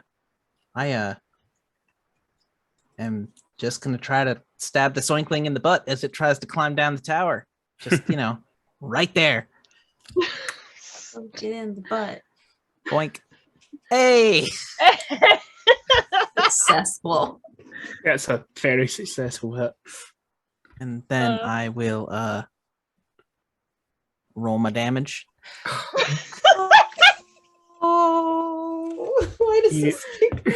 I'm clearly just like toying with them at this, the fencer thing where you just do the slashing and do the small wounds. I think Just that's like- what Beast is doing. Death by 1,000 cuts as you like jab it lightly in the buttocks with the I tip have- of the sword. I have done one slash on the butt. Now I have to get the other slash on the butt and then an underline so I can leave Oh my my mark. You have to leave a V. While this is all happening, like Kada's found pom poms from somewhere, and he's like, You got this. "Got this, go team, go!" Oh. Noah, Can I use first aid on myself? yes, you can. Awesome. I'm gonna do that. No. One HP. Oh, that's so I rude. mean, You find it trickier to do it to yourself. put a band-aid on a Yeah. random area It's a pink banded on the cheek. That'll on the do it. cheek. Feel better in my heart. It's the effort that counts. Ellen, All right. Because my track record is very poor, I'm going to use one of the objects on the field to try to give myself a little bit of a boost. I will take the single firework. The single firework in the middle of the day and launch it towards the watchtower and then after it goes, I will stand back up and then fire my arrow, hoping that in the chaos of a lit firework coming towards them, they don't see my don't see the arrow. arrow. Let us see, friends. No, nothing. Roll 20 hates me. That would have been being rude at this point. would have been a 4. Roll 20 does Roll not 20 is approve. a brute. At this point, might as well go into the front area and force it to come down too. Am I allowed to do that? You would have had to have done that as your action, but Next we time. can do it next time. Yeah, I was gonna say, I will. Maybe I'll have better luck with this Okay. pole arm. This oinkling is going to swing at Fizz. No joy. I did roll a 12. And You're hanging in there, bud. the watchtower is going to throw a rock at Ellen. Let's go. 6, yeah, that's a miss as well. I'll just wave my fist at it. I'll just be like, Just as- come down here and meet me in the pit. Exchange of missiles. Okay, Fizz, you're back up. I am gonna go for that other slash for my V. I've seen it in the movies. It doesn't work. 6. Yeah, you take a slash towards the unk thing. It just about avoids it. Then sort of snorts at you. Mocking. There's a mocking tone to that snort. Noah. So mean. I am going to. I should probably heal myself before I attempt to do anything dangerous. How are your hit points, Ellen? Have you gotten hit again? You're good, right? Yeah, no, they missed me, so I'm at 13 out of 16. Okay. So I can be okay for a round if you need to, because you're at what, 3 now total? Yeah. You wanna You want to fluff yourself up a little bit. Yeah, just see if I can get myself a little more. Oh my gosh. Nice. Thank goodness. Right as rain. Start pulling things out your first aid kit. Wrap a whole Just like, bandage oh. around my head. Get the dragon to hold things for you. Oh. Okay, yeah, you're in a much healthier position now. Ellen? Yeah, I'm gonna point at the oinkling still in the tower, and I'm gonna be like, get down here, and I'm gonna move into the front area. Okay. You Just gonna change call him out. your position. Okay, it's gonna Call jump down at you. It's jumping into the front row. The other one taking a swing at Fizz. God, this one. The other ones they can hit with rocks from the top of a tower. This one can't hit the minstrel with a plank of wood directly through. It's and all we end. the puffy sleeves are deceptive. Yeah, it's a distraction. Just keeps hitting puffs. Fizz, you're up.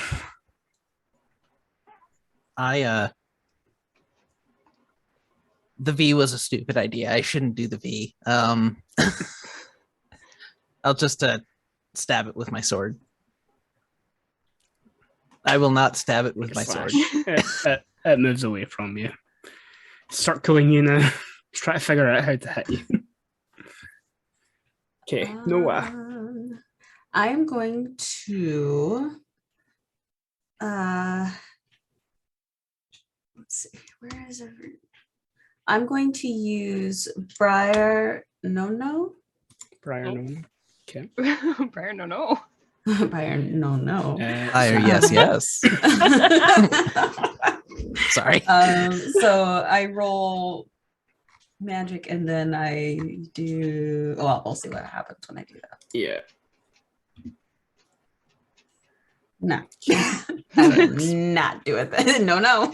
Is that no? No. Not quite enough. It does unfortunately still use the mental points to cast. Oh, the it spell. does. Yeah. Okay. In that case, I don't have a lot left. I'm still dizzy. That's what it is. Okay. Yeah, you sort of start to channel your summer magic. And for a moment, you think the plant life around the feet of the younglings is about to grow, and then you can physically see the leaves just go, it's too hot. It's like, no. This heat wave is awful. It's awful. Right? Okay, Ellen. All right, he has come on down. He has answered the call. To reward him, I will stab him. Much better. 9. I will stab him. All right, so 6 points of damage. Yeah, that's a dead onkling. Like, Yeah. he's just like feet barely touch the ground, and then the next minute there's a spear through his little bright orange pot belly. Got him. And one remains. It is going to try and flee the battlefield. Anyone who is in the front row is free to take a free attack at it. But if it gets away, then if it's still alive at the end of the attacks, it's getting away. All right. Gonna miss him. All right. Can I use an object for this? Yep. Cool. He's gonna start running away, but I'm going to use the broken archway because it's behind him to like cut him off or cut the oinkling off, and as the oinkling passes, just kind of like try to hit him with the pommel of the sword. Cool. Yep. Ooh. And yeah, it worked out. Very good. And I only rolled 2. That's appropriate for a pommel strike. Which means he's still alive, very much alive. He takes a pommel strike to the nose. he oinks in frustration and then sort of just bulldozes past you and up towards the ruins. And that is the end of combat for Ryuutama. He's gonna tell his friends.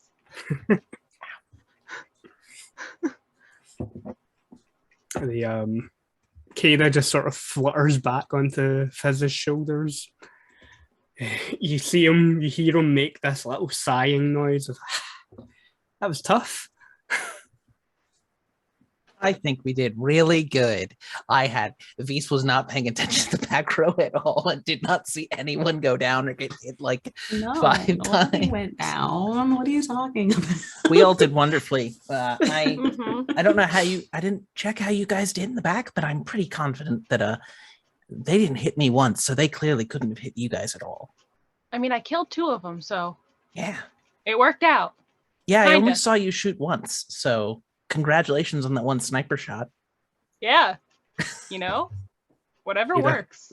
Keda preens his feathers. Didn't hit me either. No stones hit this dragon today.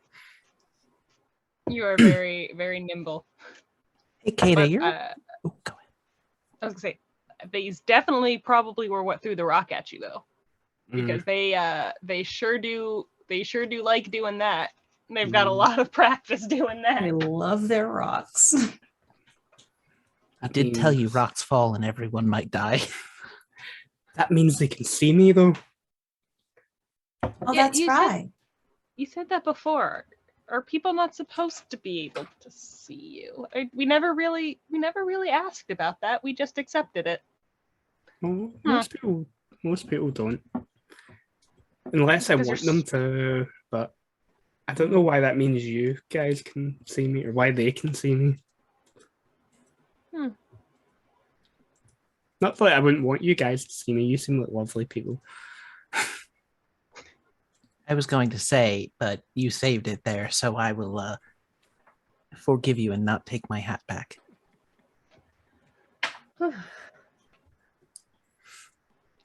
So how far is the watchtower from the ruins proper? Like we see him running back towards. Yeah, you can see him sort of disappear through the archways of what would have been the palace entrance. He's definitely going to tell his friends.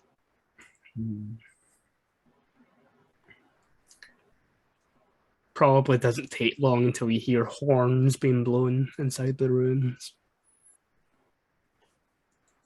So do we wanna climb into their watchtowers and use them against them, or do we want to just go find some place to hide and come back in the morning? What's the vote? What's the move, friends? I'm a little more inclined to the latter. Yeah, you're looking a little woozy still. Standing. You are standing. You're up. Okay, we can leave. All right. We know they're here. We can come back for them. That's pretty fair, and they're all warned now. Yeah. Take them out. Mostly. Well, we'll just wait till they replace these guards. And then there'll be less than there. A war of we'll- attrition. Yeah. Weed them off slowly. Annoy the ever-loving crap out of them until they move. Come back They're every awesome. few days. We're back. Send us your boys. I think this is what my mother referred to as farming. Oh my gosh. Oh my gosh. I will see myself out, guys. Have a wonderful day. It's been real. Oh my gosh. All right. Yeah, Well, I so will say- sorry. Go ahead. I was gonna say if all of our rations are equal, we should have 2 more days worth of being out here before we got to start hunting and gathering, which is fine. Hopefully there are not enough pigs to wait us out. Let's go find somewhere to. Probably a few pigs. Yeah, well, that sounds like a tomorrow morning problem. Let's go find some place so we can recoup. Okay. Then yeah, you can go see if you can find some place to camp, maybe overlooking the ruins, but somewhere far enough that you can see them coming if they decide to come after you. Um, yeah,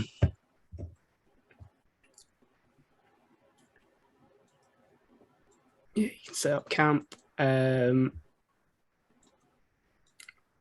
forgot to do it the first night, but you can give up to 2 of you can give me camping rolls. Only one of you really needs to succeed on the roll to successfully set up a decent camp for the night. It can be any of the 3 of you that makes a camping roll.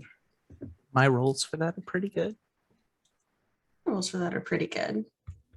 I was gonna say, Roll20 and I are not friends right now, so maybe y'all should do. Fair.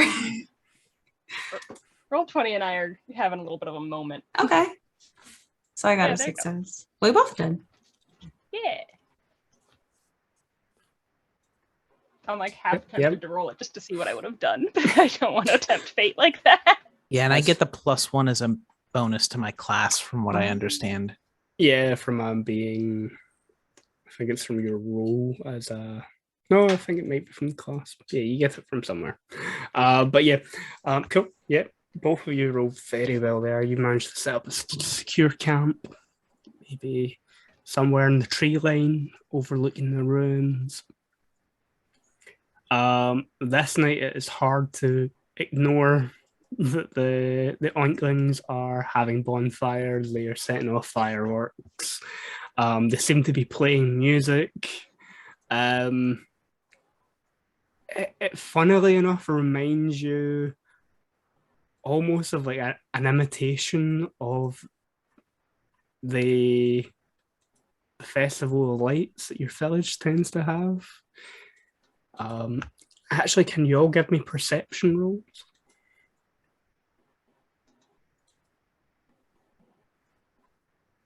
Okay, 9. 9. Good. 10. Better.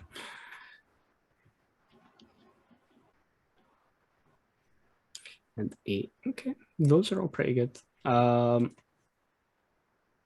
As you're sort of maybe overlooking the ruins, you can even see that some of the Oinklings are wearing costumes and masks that seem to be made up of found materials and natural materials. Masks that are made of bark, outfits that are made of colourful flowers, and bits of clearly stolen fabric and things like that from around the village, and maybe a few other bits and pieces as they set off the fireworks and enjoy the bonfires. It's kind of sweet. I feel a little bit conflicted. We just want to have a party, but they didn't have. If these are our fireworks, I don't know. So They also did choose to immediately try to kill us instead of. They did. They chose violence. That's true. They did. well, we were sneaking in their area, and Yeah, but they saw us. They could have yelled down to us. They chose instead to stone us. Yeah.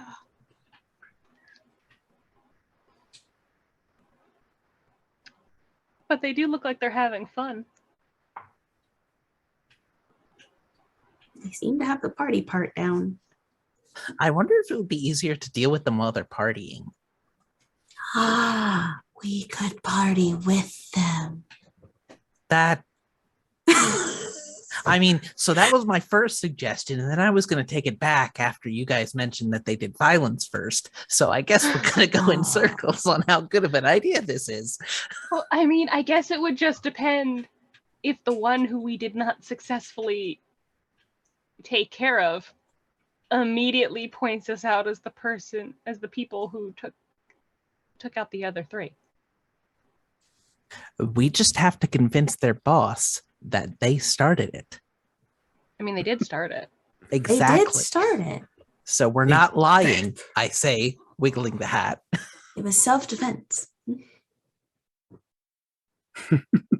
Kada looks at the hat as you give it a wiggle. I don't think that hat's magic. It's not, but I had you believing it for about like 36 hours. So, you know, a win for me. Maybe we can make our own little wooden masks and go on down there and party with them. Idea.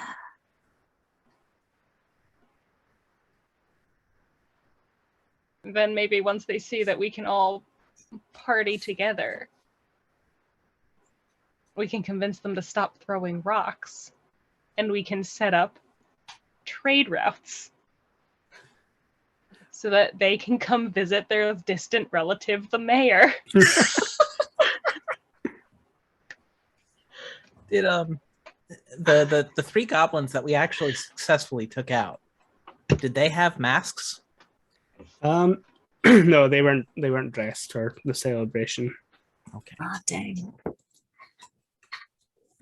Is there things to gather nearby? Yes, there'll be. Yes, you're in the tree line, so there'll be like leaves and flowers and maybe bits of broken off bark and fallen branches and twigs. Yeah, there'll be natural materials around that you could use to make masks. Yeah. Yeah. So are we doing this? I vote we do it. All right. Do we have to roll anything? Do you want No. No? Oh, okay. Okay. Just make masks. Yeah, do some arts and crafts about it? this arts and crafts. You can describe how your masks look. That'd be great.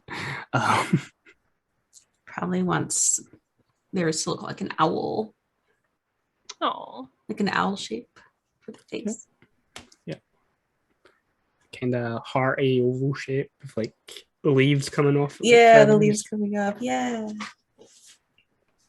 Okay, yeah, like that. I'm gonna kind of make it look like a moon, like a big crescent moon. Okay. Yeah. Cool. Like you find some maybe pale dried wood that's already kind of that shape, and Like kind of curved, like it peeled off the side and just like yeah, put some holes in it for the eyes. Yeah. Use some long grass to make twine and tie it around. yeah, all that good jazz. Cool. So we have an owl, and then what about Fizz? What kind of mask are you making? So I'm definitely like in a really, really silly costume. I think the mask that I'm going to make is counter to that, which is just just like the weirdest wooden plank. I'll just like the gnarliest looking wooden plank and just like punch 2 holes into it and do nothing else. Picturing like the plank from Ed, Ed and Eddie. Yes. Your head, your face. Because it's under the hat. I don't want it to take away from the rest of the look. I suppose I understand. You just see like Kada pick up a big leaf, use his claw to poke 2 holes in it, and then sit it on his face. Crying. So cute. Love to see it. Oh. Those big old eyes. Bright blue eyes looking through. Okay.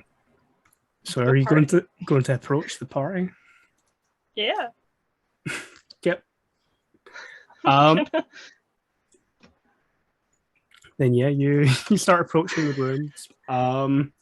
You can see the Onklings sort of dancing and beating bits of wood and stuff together to make music around about the fires, and some of them are using flaming sticks to set off fireworks in random directions. But as you approach the largest bonfire, where there's maybe about half a dozen or so Onklings around it, you can see like most of them are this sort of bright orange color, kind of peachy orange color, like it described. The biggest, fattest looking one of them is this big, bright blue hobgoblin who is wearing quite an ornate mask. It looks like it's maybe been made out of a cartwheel around his face. But the strangest thing about him, tucked into the kind of like woven belt that he has around his waist, is a sky blue stuffed dragon that looks remarkably like Kada. Uh-oh. But you can tell it's like got button eyes. There's some stuffing kind of coming out of it. It's really sweet.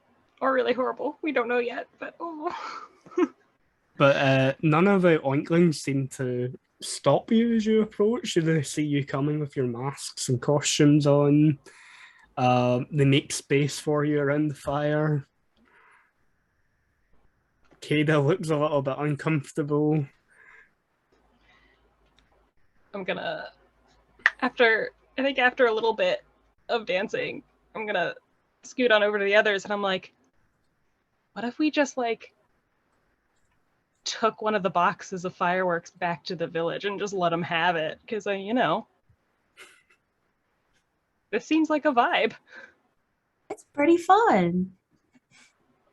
Just sneak a box of fireworks out of here and let them be. That's not a bad idea. Andy, I would like to make a monster knowledge check. This feels like a bad idea. Just leaving a bunch of We're just over here like area. You can give me that monster knowledge check. The two of us are like, anyone who's down to party's good with us. And Right? this is like, Yes. listen, guys, no. Ignore the fact that they've clearly been stealing stuff and there's like the tried to kill us wreckages of before. carts here and Oh. they try to kill you. Yeah, they might be To be fair peaceful. to us, this is our first adventure. Yeah. The party is all we know. So It's true. I did just have a thought, guys. So all of the stuff here, right? Mhm. All the stuff. There's no other place nearby that they could have got that from. So all of those carts are probably ours.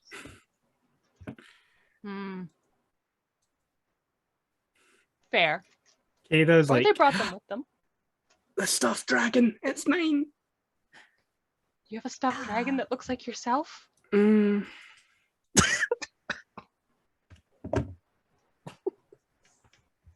Why do you I was have about- a stuffed dragon that looks like yourself? You know what? I have to take It's- that back. I was gonna say that was weird, and then I was like, American Girl dolls exist. It's And you can specifically get the ones that look like yourself instead of the historic ones. So I'm gonna have to take that judgment back.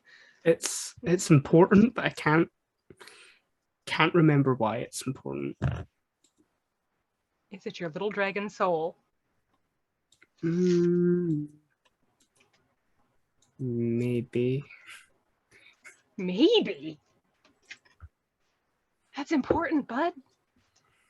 You should know. I hit my head when I crashed into that bush.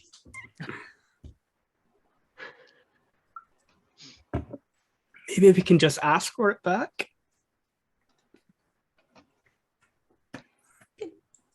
Negotiation Try. is. I was gonna say negotiation is a skill. Can I can I get perception rolls from all of you while you're all having this conversation? Oh no.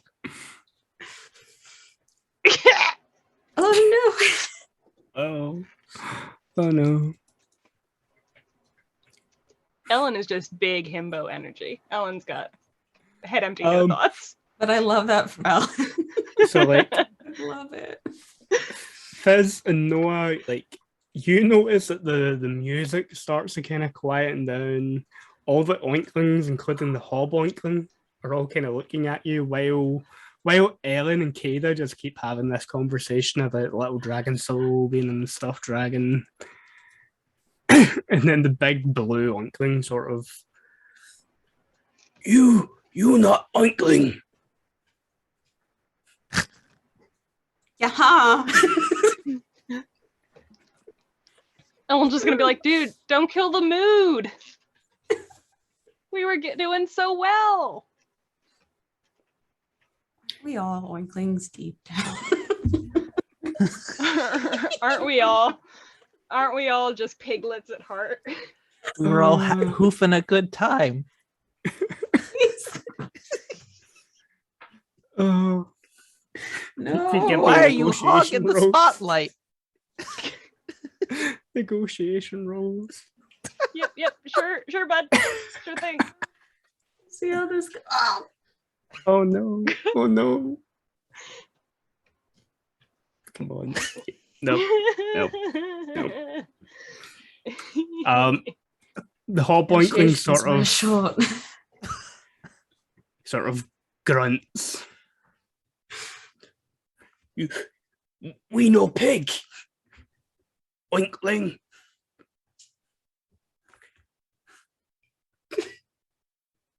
You're here to take the shiny thing. Which one? You've got a lot. He points to a box of fireworks. Rabbit, run. Oh. What if we just take half? You took them. So I think it's only fair that we take some back. We take half.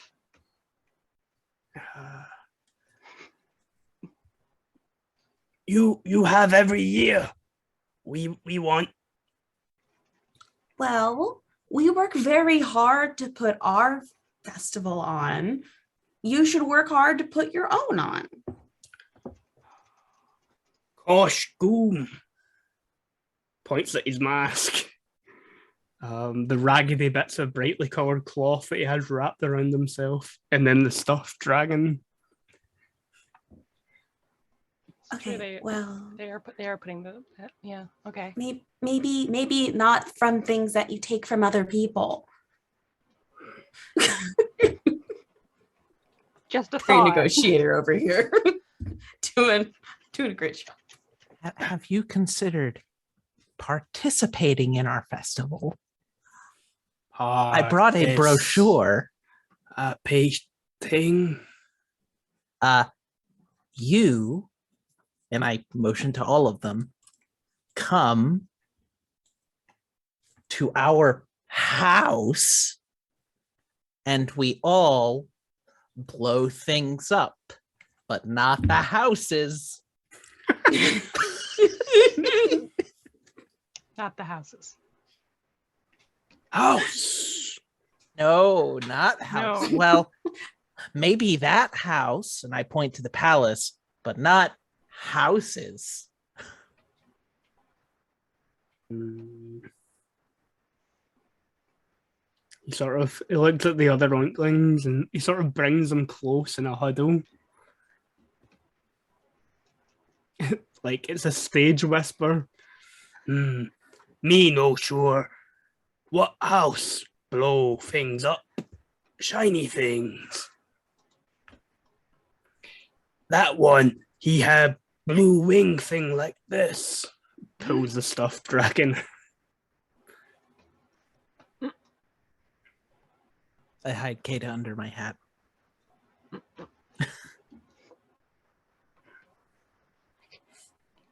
Kata, pretend to be stuffed. You people no kill oinklings? We don't want to. Oinklings throw rocks at us first. We are reactionary people. Throw rock is fun for oinkling. But it Flattened hurt. by rock, not fun for us or oinkling. Bacon pancake, not good. What? Had a moment. I'm done. What is bacon pancake? I'll explain when you're older. Oinkling, you see him count the 3 stubby fingers that he has on his hand, and then just holds up all of them. This old. Not old enough, I'm sorry. My mother wouldn't approve. How old? This many? Holds up both hands. A little more. Both hands and all toes. Both hands and all toes. Stage whisper to the group. I've made a mistake. Bail me out. Bail me out.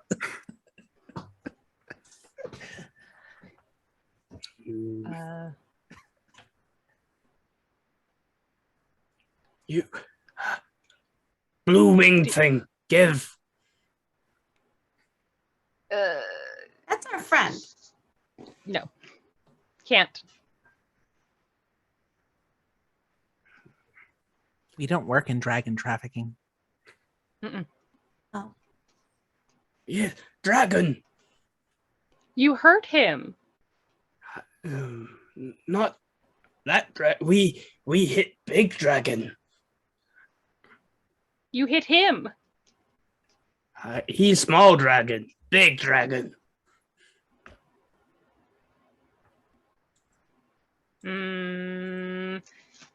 I take off my hat. Kata, are you normally bigger than this? I don't know. Okay, I hide him back under my hat. Can we compare dragons? You see, this dragon holds up the stuffed toy.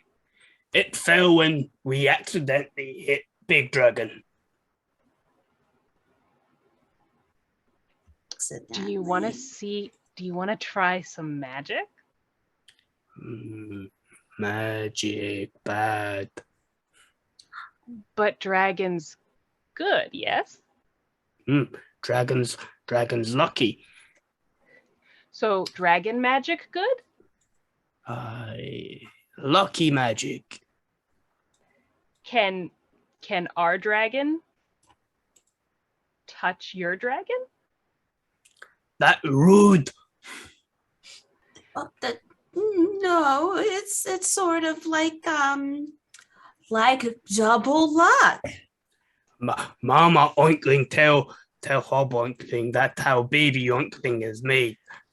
Oh no, not like that. That takes a bit more. I don't know how to explain this to you.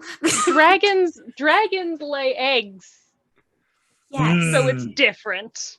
Eggs are good. Oinklings are not from eggs, right? No. Neither. I don't want to know more about how oinklings. I believe they're mammals. Oinkling born 2 or 3 at a time. How many feet do you have? Litters. Yeah, born in litters. Oh. Yeah. Why so many Oinkling? More than count. Holds up both hands again. Oh, yeah. You see all the other Oinklings around the fire holding up all their fingers. Well, can our dragons shake each other's hands? I'll shake your hand. Acceptable. Holds out the stuffed dragon. I pull my hat down and say, "Hey, Kata, I think you need to do something with that thing." Come shake its hand. Kata Come touch it and see what happens. flies over, reaches his little paw out towards the stuffed dragon, wraps a hand around it, and then there's a blue light that sort of fills the entire room, and you can feel this energy in the air. And then in a flash, what initially is standing in front of you is a young man, maybe about the same age or a little older than the 3 of you, with sapphire blue hair, wearing quite noble looking clothing, with the little stuffed dragon kind of hanging from his belt. But you recognize the big blue eyes that he has. That's not what I thought was gonna happen. What in the turnip head is going on? He's hot. Fizz, you gave him a hard time yesterday about everything. I mean, even if he's hot, he shouldn't pee on my sleeve.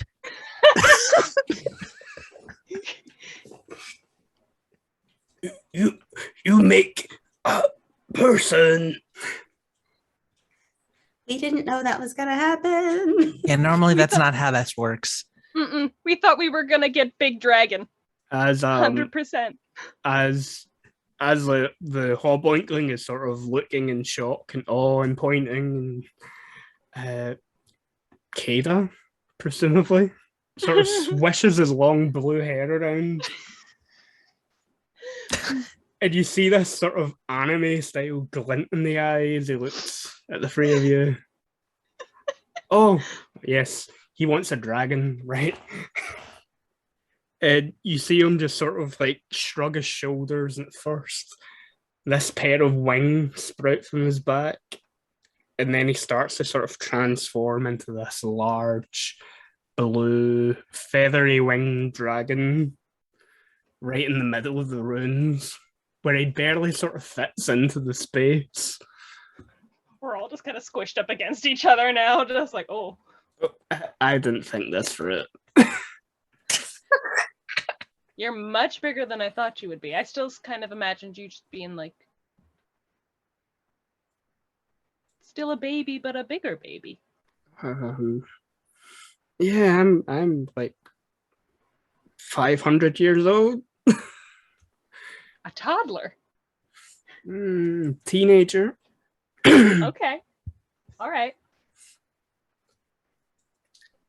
You see him sort of adjust and then sort of climb onto the largest outcrop of the ruin so he can overlook. These wings still hurt. Hey, Mr. Hoboinkling, you should apologize for throwing a rock at the big dragon. Bow! Bow! All the onklings start bowing to the dragon. That's a little much, but I think they'll appreciate it. Noah instinctively bows too, just does. Just like, oh, everyone's bowing. Like, no, wait. What? I thought, oh, you fixed his wing. You don't have to bow to him. Kada sort of looks over the three of you. I was missing the doll. Do all dragons have dolls like that? Special ones.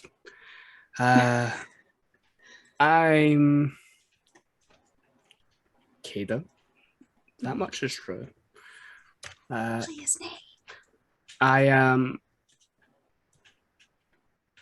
a Ryushin of the Ao Ryu. He sort of bows his long, elegant neck towards you. It's a very awkward curtsy. Almost falls over. It's kind of a, hey.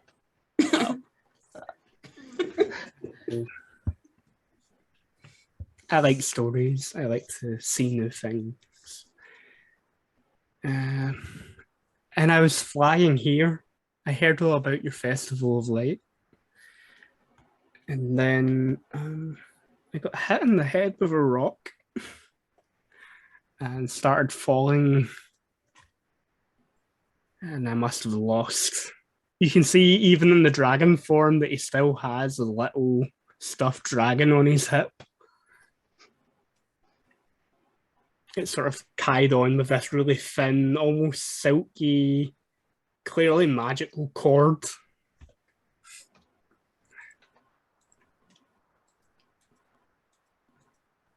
It fell off, and I must have forgot What I was? Well, he sort of looks down at the Oinklings who are still bowing. Yeah, you don't need to do that. I'm.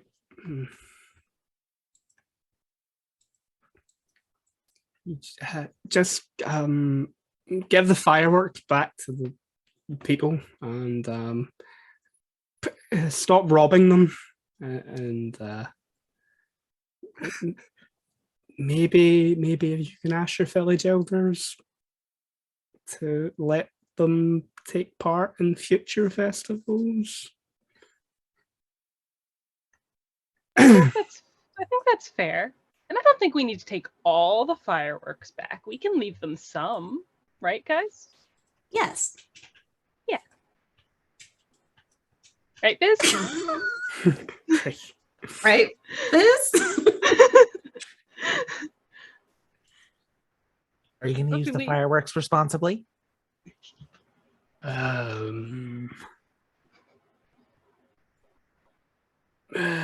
Yeah, yes. Okay, I trust you. No using them on grassy areas. Do not shoot them at people or animals or dragons. Always make sure you have water around. Got it?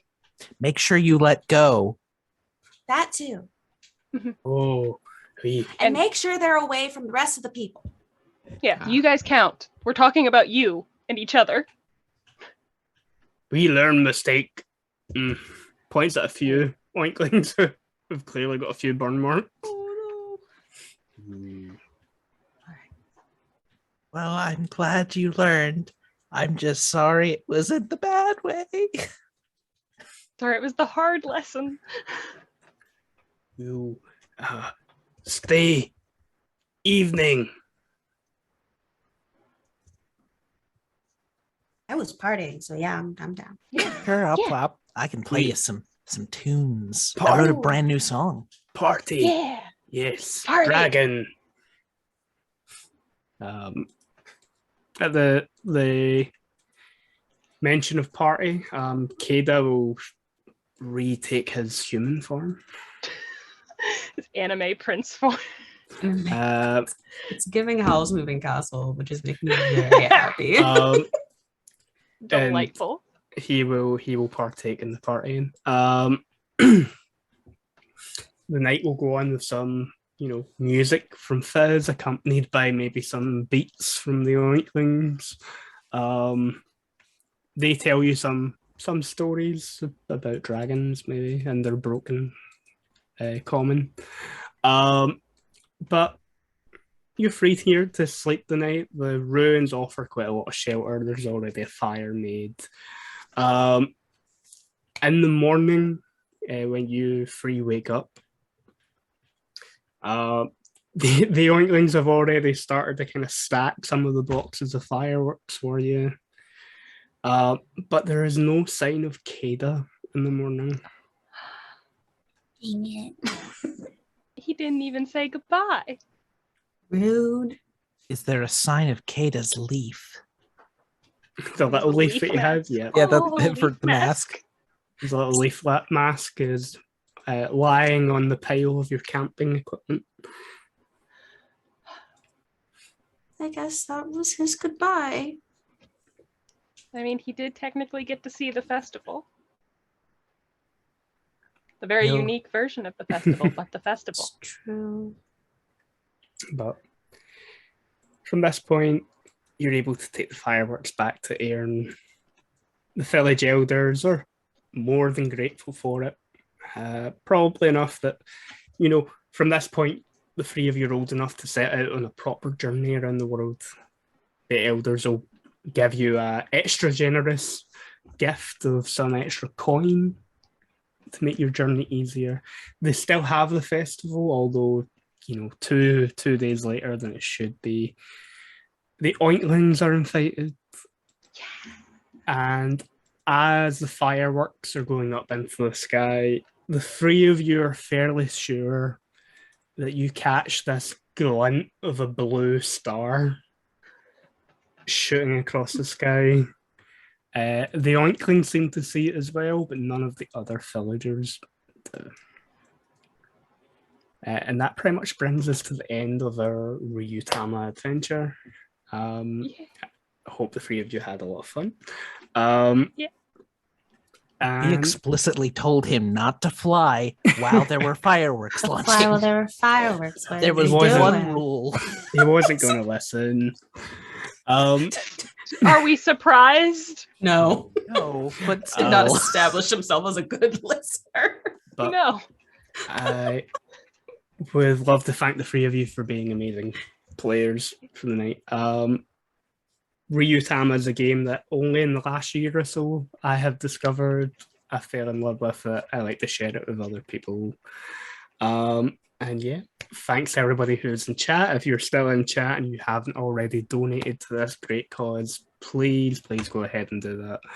And yep, I'm Andy. I'm Lost Hair in Art. You can find me on Twitter, Instagram, here on Twitch. I do tabletop role playing stuff. I GM here and on DM Studios, and I do art commissions. And we'll go back round. We'll go the opposite way around from where we started. So, Julia, would you like to tell us, remind us who you are and where we can find you? I'm Julia. You can find me at HexWhat on pretty much most social media platforms. Typically, I am part of Live from the Apocalypse's team, and we do 5 rotating games, donating also to various charities. I'm in the every other Tuesday and every other Wednesday game. And if you're sticking around tonight, I will be in the next game. So you will see me very, very shortly. Cool. Yeah, Hank. Hello, I am Miradonk again. You can find me at Miradonk. I am also a technical director for Altered Echo Archives. We are starting our first stream of Into the Fog next Wednesday at 8:30 Eastern Standard Time, which is a Curse of Strahd module if Strahd had won. With some fairy tale elements thrown in. We're also going to be announcing when our Changeling the Lost and Demon the Fallen game will be starting. So if you're interested in games that are probably going to hurt, we got you. But anyways, I hope you have a good day, and it was nice being here. Thank you very much. Yes, hi, I'm Calamity. You can find me as Princex, that's Princex, Calamity on all the things. I'm mostly a streamer, though I am getting into YouTube, so content creator, game developer, and tabletop is something I've gotten in a little over the past year, and it's been delightful because it's been able to bring back my theater background and just play with it all over again. So that's been delightful. I'm involved in various games. There's a 10-episode series starting tomorrow on the Lady Mia's channel called Sovereign. So I'll be in that. That's I think that's my longest campaign to date. So I'm very excited about it. And yeah, if you want to see the other stuff I'm doing, Twitter is probably the best place to follow me. I'm mostly playing games and starting to get into production as well. And I'm dabbling, I dipped my toe into DMing once and I kind of want to try it again. So I do lots of stuff. Oh, and thank you so much for inviting me to this. This was delightful, and I'm so glad to be here for this incredible cause. And yeah, this has been lovely. Yeah, I'll add to that by thanking Lion Night for organising all this. It's really, really great. Yeah. And for inviting me to GM a game on here. It's been great sharing a game that I really enjoy with a bunch of new people. And yeah, I think that's us done. We're probably ready to take a break. Another reminder to donate if you haven't already. And I think the next game that's coming up is Night's Black Agents, I believe. Yep. So yeah, if you stick around, you can catch that. It should be in about 20 minutes or so, I believe. A little longer than that, I think. A little longer than that? Oh yeah, I Yeah. think Mine- we've ended Just a tad. But just I think it'll tad work out. early, but I think yeah, it'll be okay. I did tell you it was going to be a short one. Ryuutama, I suppose I can provide a little information on why. Ryuutama, Japanese role-playing game. The culture is a little bit differently over there. People don't go to people's houses to play games. They don't have long sessions. A lot of tabletop role-playing game gaming in Japan happens in cafes and specific places where it's a shorter period of time. The games are all kind of designed that players can step in and out, so you might not always have the same group of players, and so they're all kind of designed to be short, self-contained little stories where players can dip in and out, particularly for Ryuutama. Bits of the game that we didn't get to do is there's a collaborative world building element to Ryuutama, where the players get to build the next town that they're heading to on their journey before they get there, so they have an idea of what to expect. I've homebrewed rules into the game where you also get to design ruins and dungeons and all that sort of stuff. It's a collaborative thing. And the GM has a character in Ryuutama, which for me was Keida. That is your Ryujin. As the story progresses, they get more powers and they can do stuff to interfere on the player's behalf. Like giving you shelter if you get trapped out in the open and the wilds without any form of protection, or to rewind time if rolls go really badly for you, to giving you automatic criticals, or sometimes they might be a bit of a trickster and make you automatically fail rolls depending on the personality of the particular region. The best kind. But yeah. It's a in-game way to kind of justify the stuff that DMs and GMs can do in other games, usually behind the GM screen. That kind of mechanic gives them a mechanic where, yeah, they can interfere and do all sorts of fun shenanigans, and have a character who kind of doesn't need to be there every session, but they can dip in and out of adventures. And even if they're not there in person, their presence is always kind of felt. But yeah, it's just a little bit more information on Ryuutama. You can pick it up and drive through. And the publisher, I've got the book here actually, which I suppose I can show. You may not be able to see it with my crappy lighting. Cute. It's very cutesy. Kotoe.com. You can get a hard copy of the game as well. It's a weird size. It's not quite your full role-playing game book size. It's kind of somewhere between role-playing book and manga book size. So yeah, it's a fun game. But yeah, that's pretty much all the information I would like to give you just to fill up a little bit more time before the next game starts. Again, thanks to the three of you for being amazing players. I had a lot of fun. You brought a lot of personality to the three characters. And yeah, despite being sick, you made the evening really, really worthwhile. Thank you for running it for us. You're Yes. welcome. We appreciate it very much. But yeah, I don't know if Lion Knight wants to cut to a break. To that. Hey everyone, Yeah.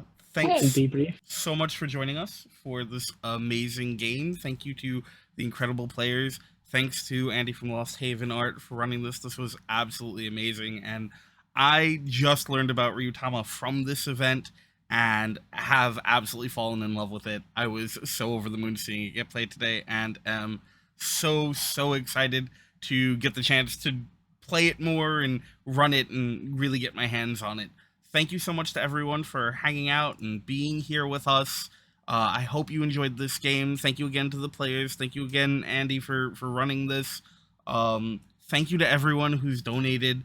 I've been running over a lot of the names recently, but there were just so many people who have donated throughout the course of this game. I can't hit everyone. Thank you to the amazing folks at Live from the Apocalypse. Thank you, Will. Thank you, Nekomimi Sakuya. Thank you, JJ. Thank you, everyone who's really been part of making this event, either through being a player, being a GM, being someone who's just active in the chat and has been talking and sharing this experience with us and sharing the links on other social media, or even just telling people about it. Thank you for the donations. Seriously, I can't say it enough. It's an amazing cause, and it means a lot that so many people are willing and able to show up and show out for this. So we're going to take a quick break. and then we'll be back in a little while with Night's Black Agents. Before that, one more time, we're going to go through all of our exciting giveaways. We're going to talk a little bit more about the National Network of Abortion Funds, and I will see everyone then. And we will have our final game of the day.